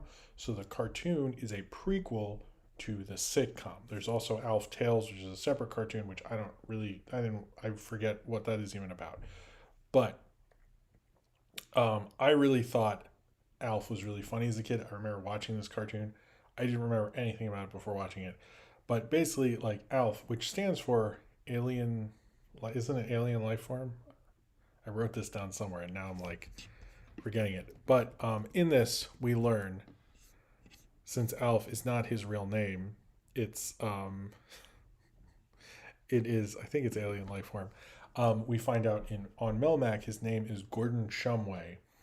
And this has too much going on. I want to preface that right away. Like way too much going on. It's sort of amazing, but like in this one episode, we get Alf sort of joins the army, then, and you have to set up the prequel, which they're sort of things before it with Alf the puppet saying like, I'm writing my memoirs, writing about my memories on Melmac, which I guess is destroyed. So is Alf like Superman or something? Like I didn't realize that. But so he first he's joining the army, and you understand he has a family full of Alf creatures. Are they Melmacians? I don't know about that.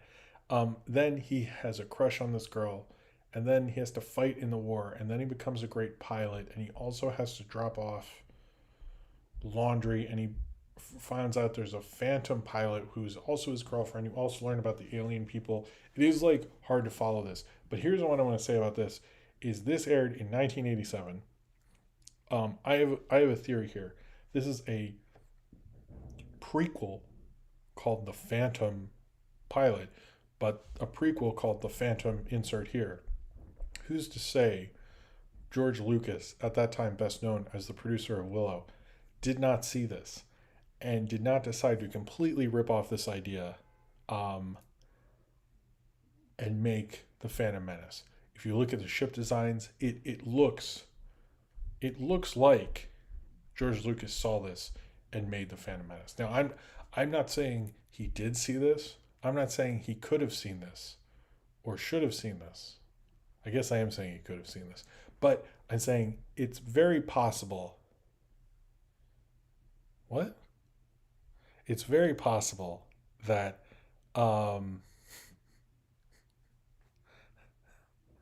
it's very possible that George Lucas saw this and completely ripped it off and made the Phantom Menace. I don't know if that's true, but we'll see. I don't know, what are you talking about there? Anyway, you also learn that they do eat cats in this episode. You also, he crashes his car. They have these bad brakes things. He's sent on a dangerous assignment. All these things. You have to hear about the laundry a bunch of times. There's like a doo-wop intro and a gospel outro, which makes the show even crazier. It was alien life form. Why did I think that? But it's like a crazy first episode. Way too much goes on. Um, Way too much happens in it. The animation is wild.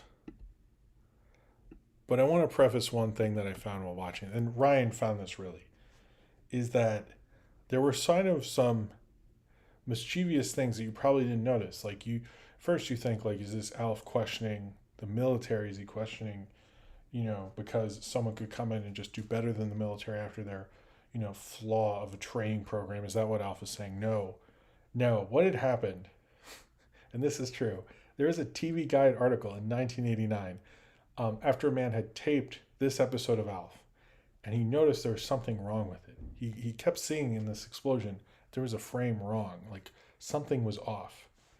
And he saw, and this is real, he saw this image. Now, what? Sorry. What did this image represent? What are they trying to say about this image? And this was only in a single frame. Trying to haunt us is what they're trying to say. This is like completely real, by the way. This isn't a fake thing. That they really completely hid this in the Alf cartoon. Now, this was in a TV Guide article that was written. This is all real, right? About this. This article ran in August 12th, 1989, even though this episode presumably at least first aired in 1987. By the time this all came out, Alf was off the air. So Alf, the animated series, got away with it. But they went into this investigative journalism, talking to Deke, talking to the network, talking to producers. How did this get in here? How did American propaganda happen on an 80s Saturday morning cartoon? People really, I guess, needed to know that at the time. And Ivan Noje? What? Oh, join the Navy. I said what you did there. That took me a while. 2J723, thank you. So they found out that the animation studio put it in as a sort of joke because there's an animator they liked that also did that, but they don't specify. So what I'm saying is there's a lot of questions that come up with this animated pilot of Alf. First off, was this really what Melmac is like? Why do they eat cats? Like, they don't really explain that.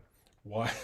Like, why are they called cats? So there's cats on this planet or cats from another planet? Like, they don't get into that. But also, why is Salty DK Dan afraid of reviewing Alf? And it's clearly because Salty DK Dan works for the government and he doesn't want anyone to find this out. I've unlocked the conspiracy. It is totally true. This is what's happening. But also, this is a real TV Guide article. It's sort of interesting that when you think of the Mighty Mouse controversy that happened, it would happen later after the episode aired. And what's funny is this whole thing with this frame that was actually in TV Guide, it's an actual article, came out after the show was over. So it's extra hilarious because they brought up this whole thing like 8 months after the final episode aired. But yeah, it's this was an interesting deep dive. I don't think this is a great cartoon. It is like it's like way too much going on. I was like, it's hard to describe everything. It's a strange idea. I will give them that it's like at least a different concept. It's not like Alf but animated. It's like, let's go to Melmac, let's do some more with it. Alf was a strange phenomenon, and I think this cartoon just leaves it even stranger. But having there be secret hidden frames in the Alf pilot, which I believe the cartoon is on Tubi, makes it even that more mysterious and makes the mystery of why Salty DK Dan refuses to review it even more clear, because he's obviously an agent of the government, and this is obviously a very strange sidestep in the pop culture phenomenon that was Alf. If anyone... Well, yes, okay, so I'll continue this thing. So Kevin Sobel is the man who taped the Elf cartoon, and he did follow up, and it was actually written by Doug Hill, but Kevin Sobel was the guy who found and uncovered this mystery. And in fact, the cartoon's not on Tubi? I kept seeing it was on Tubi when I checked. Maybe, I don't know. Whatever. Forget the Tubi thing. We'll cut that out later. Um, but, I mean, to my understanding, Ken Sobel was trying to let us know to cancel Salty DK Dan is clearly a government operative. He's probably Q as well. I don't know. You'd have to ask him. All right. That got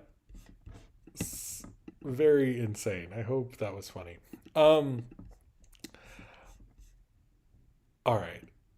Let's talk about WandaVision. I'm going to write WandaVision. There's not going to be spoilers in this, as well as this segment will come out tomorrow night as a separate video, and there'll be an extra segment. Blah blah blah. I'm not spoiling the thing. So basically, not too much, but if you want to tune out after this point, you can. I'm sure other animators slip things in. I just wanted to be silly. I probably will do a Too Many Cooks thing also. Uh, uh, I'll try to find. I'll look up. Maybe I'm wrong. Oh, not the cartoon. Okay, I fucked it up then. Sorry. Forget the Tubi thing. All right. So WandaVision episode 5. Um, this one is sort of half the WandaVision we've seen before, where we see it set in presumably an 80s/90s sitcom. They're really not specifying on this one, although they use Family Ties with the theme song. They also reference Full House quite a bit, which was honestly a little bit of a 80s 90s phenomenon. They're sort of getting into early TGIF territory as well as getting into 80s stuff. But the I do like the theme song at the beginning and certain things, but they sort of get into that they're stuck in this a little bit more than they previously had. They're not just in a sitcom starring them using sitcom logic, sort of like an 80s sitcom logic, but it's more, the show is more about the mystery and them being stuck in Westview and what's happening to all these people and so forth. We're seeing outside of it as well as inside. There's that great scene, of course, where she comes out and she's dealing with the army and things like that. That I do think work really well. In fact, I think the show works best. Um, I think the show works best when we're seeing the connections to the further Marvel universe that we have a connection to, and clearly the writing has a connection to. When we don't have that, we're existing in this kind of faux sitcom world. It doesn't seem to work as well, although I kind of like what it was doing a little bit more in this. There was more breaking in this. There was more of a breaking of reality. And I think actually that is one of the more interesting things about why they picked this period to have it break more, because I think the 80s and 90s sitcoms get into kind of a falsehood of the reality that was going on in the world that I don't think the Dick Van Dyke Show and the Brady Bunch Partridge Family really did, because the Dick Van Dyke Show is obviously based on Carl Reiner in his real life, if you didn't know, and is trying to be based in a sense of reality, basically. It's not like, the most diverse, amazing reality, but it was based in a sense of reality. Same with the Brady Bunch is trying to show a blended family. The Partridge Family is trying to show a single mother. Those are very much things that were topical, kind of a sense of reality, not complete reality. When you get into the 80s and 90s stuff, it is kind of this false suburban lie almost. And it's kind of like why a lot of those things don't age 100% as well as those older sitcoms, at least in my mind, because they don't acknowledge, they sort of like don't really talk about society. Like culture really wasn't like that as much anymore. It was kind of just a strange, just kind of a strange sidestep, because it's not like talking about AIDS or crack or anything. It's sort of not acknowledging what's going on in the world. Kind of just suburban falsehood, especially written and directed by people who knew all these things were going on in the world, would probably make fun of the Leave It to Beaver stuff when they were younger, while then ended up making that stuff is a just bizarre kind of postmodern situation that they're in. So it almost makes more sense for Vision to question this for the Catherine Hahn character to say, let's do it again, because it almost feels more like a play than the previous things that were early in TV. And I go, I guess this is sort of like what people like because we have a radio show like this. This is this is the standard, and we are emulating the standard. And because that standard, in a sense, is made in knowingly fake way, I think it, in sort of a pop culture sense, actually makes more sense for them to sort of be breaking in that format rather than the previous ones, which it also might be because the writers and directors probably existed in that time and didn't exist in those other times, so the Dick Van Dyke Show feels like more of a connection to the past, whereas you actually know Full House was full of shit. But anyway, uh, I like sort of what they're doing with it, but I like more of how we're getting connections to the overall Marvel stuff. There's far more of a connection to. I think when we hear the stuff about her and Vision, I can connect to that. When we see the stuff of like how this hits the other parts of Marvel Universe, I get that. But the sitcom stuff still feels odd. I still don't fully understand it. I'm very curious about the Hahn element to it. But and I also wonder when Doctor Strange is going to show up, and I also wonder who Monica Rambeau texts. So I just I have a lot of questions, but I'm much more into it. I think episode 3 was a huge mistake of the whole series because it slowed it down. Now it's like people are way more into it.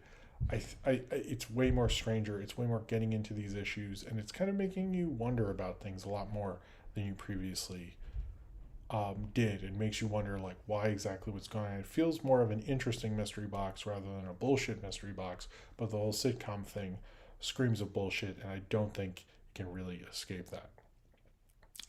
Do people want me to just talk about the ending and not shoot it later? I'm getting that. Oh, the focus thing is sort of. I apologize for that. That's another thing.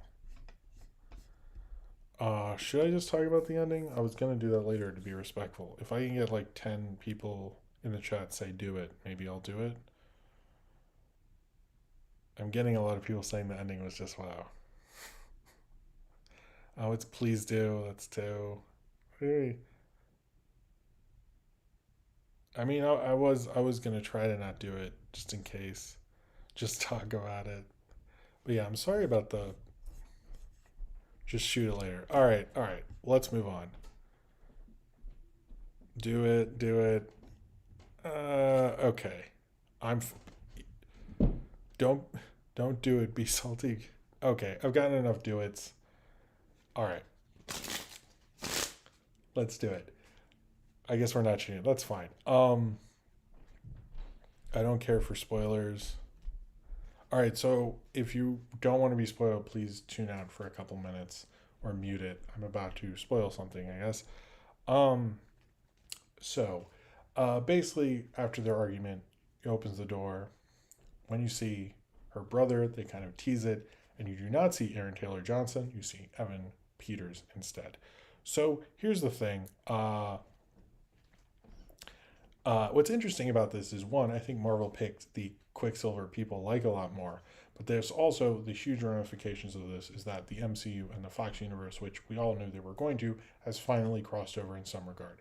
I thought they would do it with Ian McKellen. They've chosen to do it with Evan Peters, but if you think about it, between the two Quicksilvers, who has more memes? Who do we talk about more? They basically picked the better of the Quicksilvers, which is a great idea. Also, maybe Aaron Taylor Johnson didn't want to come back. That might have been another thing.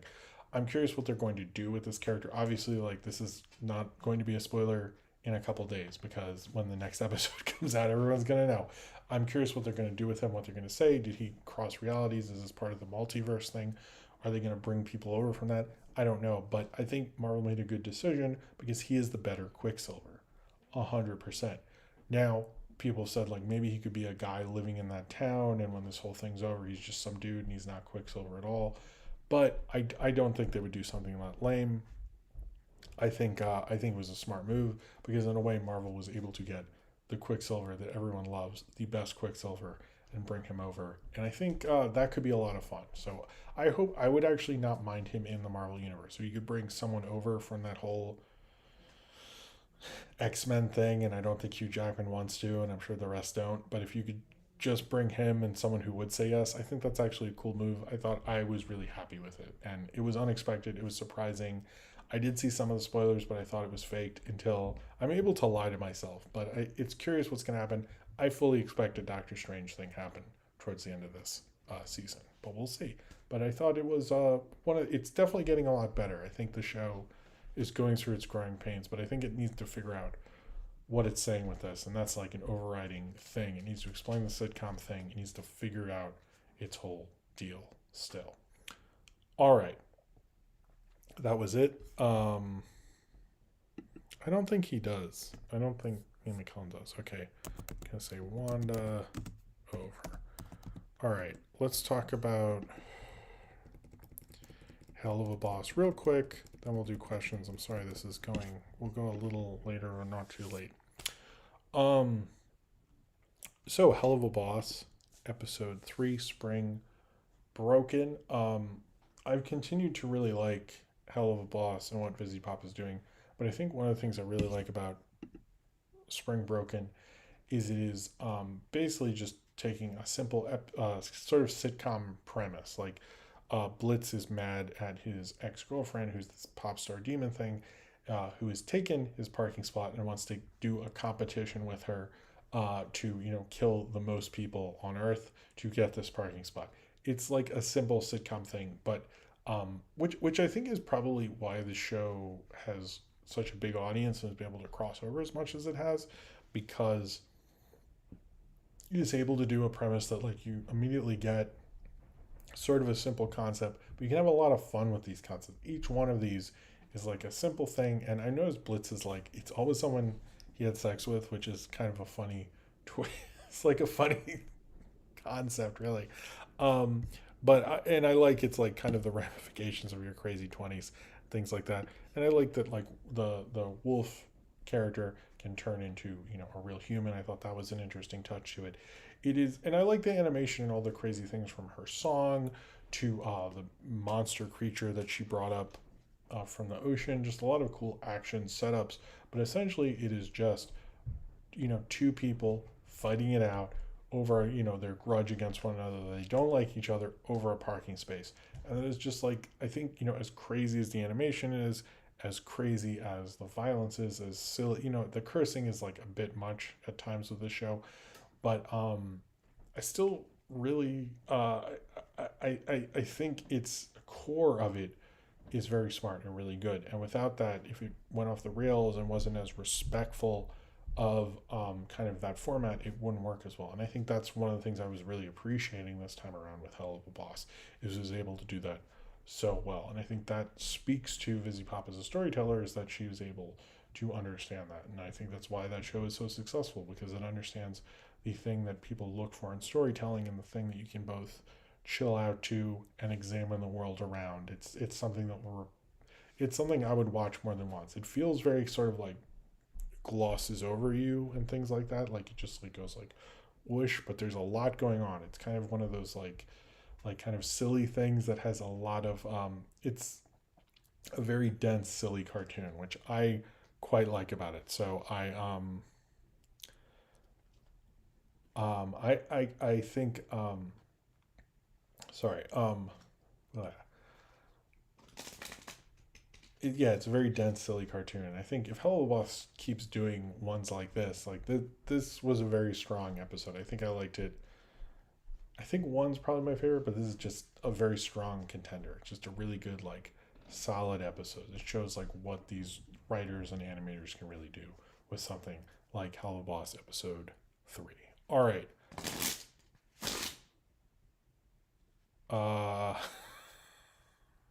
Yeah, I guess the Antonio, you're right. The cursing was a bit much in this episode. It always is like a 13-year-old who just learned to curse kind of cursing, but I still think it was pretty cool. I still, sorry, it is a bit much, but I feel like that's sort of just the vibe. It doesn't bother me that much, but I can understand it got a bit much. All right, let's do some questions. I don't have any Patreon questions, so it's sort of up to you guys in the chat, and then we'll go to bed, I guess. So if anyone has questions, that would be cool. Let me finish. Oh, we almost killed 2 Red Bulls this time. I might just drink some water, actually. To do 3 segments. That was crazy. Question. Everyone is always asking, when is the Star Wars Holiday Special coming to Disney Plus? When is Detours coming to Disney Plus? But I wonder, when is Star Wars Droids and Ewoks coming? Also, Wolfman, love him. I don't know, actually. I think they should get more of the kind of cool things. Like, I don't think the Ewoks movies are either. I think they should build out the Star Wars legacy canon that people watch too much because we didn't have Star Wars for all those years more. Because there's a lot of nostalgia for that, so I don't know when they're going to do. Austin, so who are you rooting for at the Puppy Bowl? Oh man, I didn't think about watching the Puppy Bowl. I guess the kittens, the kitten halftime show. I hope they do that. M Blood T, what does canned bread taste like? Why is canned bread a thing? That's gross. It is. It shouldn't be, and I've never tasted it. Ransan Film. Did you know that Bushwhack was originally conceived as a Marv spinoff of Daniel Stern? Last Bushwhack thing tonight had a Bushwhack renaissance after my Honest Critic, which I am very proud of. Check out Ransan's YouTube channel. His Honest Critic stuff is pretty cool. I did not know that, but that makes sense because how popular Home Alone was. I'm wondering why they didn't do that. Zane Powers' thoughts on Trump resigning film from SAG. I didn't talk about that because I didn't want to give him any attention, and so I have no thoughts. Austin, when OX is coming out? I think it's next week. I think it's right after Super Bowl. Not plausible. What is your Instagram profile pic? I'm curious. What is my Instagram? What's he talking about? Is it the sun thing? I think it's on my stream also. Yeah, it's just the sun. It was a sun that was in my grandparents' like beach condo in one of the medicine cabinets. I always really liked it. I have never seen it placed anywhere. If I could ever find it somewhere else, I'd probably buy it if it was on a towel or something. So that's where that is from. Do you think you're worthy of calling yourself a Shrek hipster? No, I don't really know donkey about Shrek. Black Sea Accidental, when do you think you'll review every Channel Awesome show ever? No, no. I don't think I'll do that. Want another Sin City movie from Cinerama? Not after that second one. I did until that second one came out. I think they sort of there's a point where they could have done it. Thoughts on Jeff Bezos stepping down as Amazon CEO? I mean, I guess it's time. I'm curious what that company is going to be like without him, though. Hold on.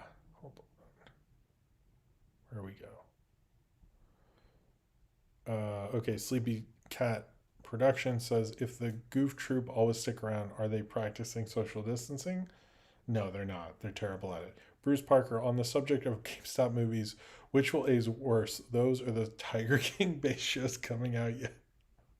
Probably the Tiger King shows. Thoughts on Hollywood becoming Holly Boob? I thought it was funny. People are weird about the Hollywood sign, but I don't really mind it. I thought it was funny. Black Sea Axel, do you hope Paul Blart 3 is in the same style as Logan? Absolutely. That sounds amazing to me. Nathaniel Foga, have you ever heard of the film Max Keeple's Big Move? I have. I've never seen it. Zane Power's favorite washed up celebrity. Maybe Jan Michael Vincent. Jordan Salaflo, do you know any films or TV shows that have main characters dealing with dyslexia? I don't. I'm sure there are, but I don't know. Favorite candy bar? Maybe either Snickers or Kit Kat has a candy bar thing that I actually quite like. It's in like the machine at work. I really like that. So is Elf back official? No. What's going on? I don't know. What is your favorite Super Bowl ad ever? I guess like the Independence Day one. Should there be an AVGN movie 2? No, that sounds awful. How do you type with boxing gloves on? It's very hard. Do you prefer sequels or do you prefer squats or deadlifts? I guess squats. Should Jimmy Woo get his own show? Yes. Alvin, Simon, or Theodore? I was always more Alvin, to be honest. Thoughts on Miyazaki coming out of retirement because he got bored? I thought I told you about that, but it makes sense. It's very Miyazaki. Gilbert Benitez, I think. I consider those 2 great animated films overrated. However, if these 2 were in a death match, who do you think would win, Zootopia or Soul? Oh, Zootopia, 100%. Noah. Noah Blitzer question if Tom Eckham is extending CN's audience, why are they doing little to nothing with Infinity Train if it is HBO Max's fifth most viewed show? We really haven't heard much about Infinity Train. I don't know what's going on there, to be honest with you. That's like I think it's expanding the audience, but a lot of executives end stuff that was from their previous reign, and that might be what really ends Infinity Train. Might not be because of popularity, it's just executive ego. Not plausible. Is there a property out there that could benefit from a gritty reboot? Huh. Probably, but I can't. Um, yeah, Alf. Um, Pig Pancake. From one of Pan's gaming streams, he brought up how Ralph Bakshi was going to be a guest. If he was, what would you have asked him? Oh, he revealed that. That is true. I can confirm that. I was really excited. I was gonna ask. I think I was gonna ask about Mighty Mouse. I was gonna ask him to go more into the John K stuff, which at the time hadn't. We didn't know all that. Um, yeah, I don't know. I would have asked him a lot of stuff. I would have just listened to him talk, but yeah, it didn't work out. It almost did, and we found out like I think the Friday before. It's unfortunate. Can I be a guest on the show? I don't know. We'll see. Is the Alpha America subliminal messenger a critique on U.S. military and how flawed it is, given that what Alf did as a pilot, or is it supposed to have a pro-military message? I think it was just to make him a explosion look cool, but I think it definitely American propaganda. Question: every hub show ever? Maybe. I didn't know the hub as well, but that's definitely something we've talked about. What was your favorite Christopher Plummer performance? I think Sound of Music. Favorite Disney afternoon cartoon? Tailspin, probably. I guess maybe Ducktales. Do you watch David Lynch YouTube channel where he tells us what the weather is in LA? No, I don't. And let's do one more page. Howard, do you think of all? What do you think of all the different versions of Big Bird's examples? Cute Pinot for now. I retweeted it. I like that. I like that they do different things. Let's find someone whose question I never answer. Noah, bless her. I guess I did, but you made it. Do you wish that you got Brad Pitt's Spirit had been? Oh, I wish the Spirit had happened. Yes, I do. Um, does Brother Bear hold up? I've never seen Brother Bear. When will the biggest star ever? Who will be the biggest star ever to appear on the Pizza Party podcast? I don't know. Maybe Brad Pitt. He's always bothering us. What happened to the CGI James Dean? I don't know. I was wondering that the other day. Do you believe there's any chance for Rise of TMT to get another season? I don't think so. With Major Mechazow will be the last one. With Godzilla vs. Kong set to come out next month, have you thought about doing a review series for both Godzilla and King Kong in the future? I am going to do the original. Um, I think that's all I'm going to do because there's just too many movies I have and things I want to do. So, yeah, Alf actually eats cats on stream. All right, I think uh hey, I missed the pizza party too. Could you ask us about Lord of the Rings? What about the IMAX thing? I think that's a bad idea. Will America ever join the metro system? No. And Noah Bosler, this will be the last one. If Nick is focusing on existing IP, why do they have over 40 shows in development and has a bunch of programs with 400 submissions? I A lot of networks have a lot of things in development. That doesn't mean they're going to do those things. Oh, hey, Monk Fan Man 07. That doesn't really mean anything. I think they are trying to be better, but they never actually succeed at doing that. But it looks like they're trying to do it more. Uh, but anyway, what did you mean? Oh, would I ask Ralph Bakshi about? Probably. I forget. It was a bunch of years ago, so I do not remember what we were gonna say. But yeah, that almost happened, and I wish it had. Anyway, I think that is it. That is it for the show. I didn't know if Pan revealed that, but it's his podcast. He can if he wants. Uh, Thank you all for being here. Thanks for being here on a Saturday night. It was a weird week. Um, Obviously because of what happened, which I didn't talk about and will never talk about. But not to be cryptic, but that sucked. So anyway, I hope you all have a good week. Thank you for being here. WandaVision will be Sunday, Alf Monday, um, and Earwig and Helluva Boss as well. So it is not. Don't worry. Everyone have a good night. I will talk to you guys later and subscribe if you would like to. Peace out.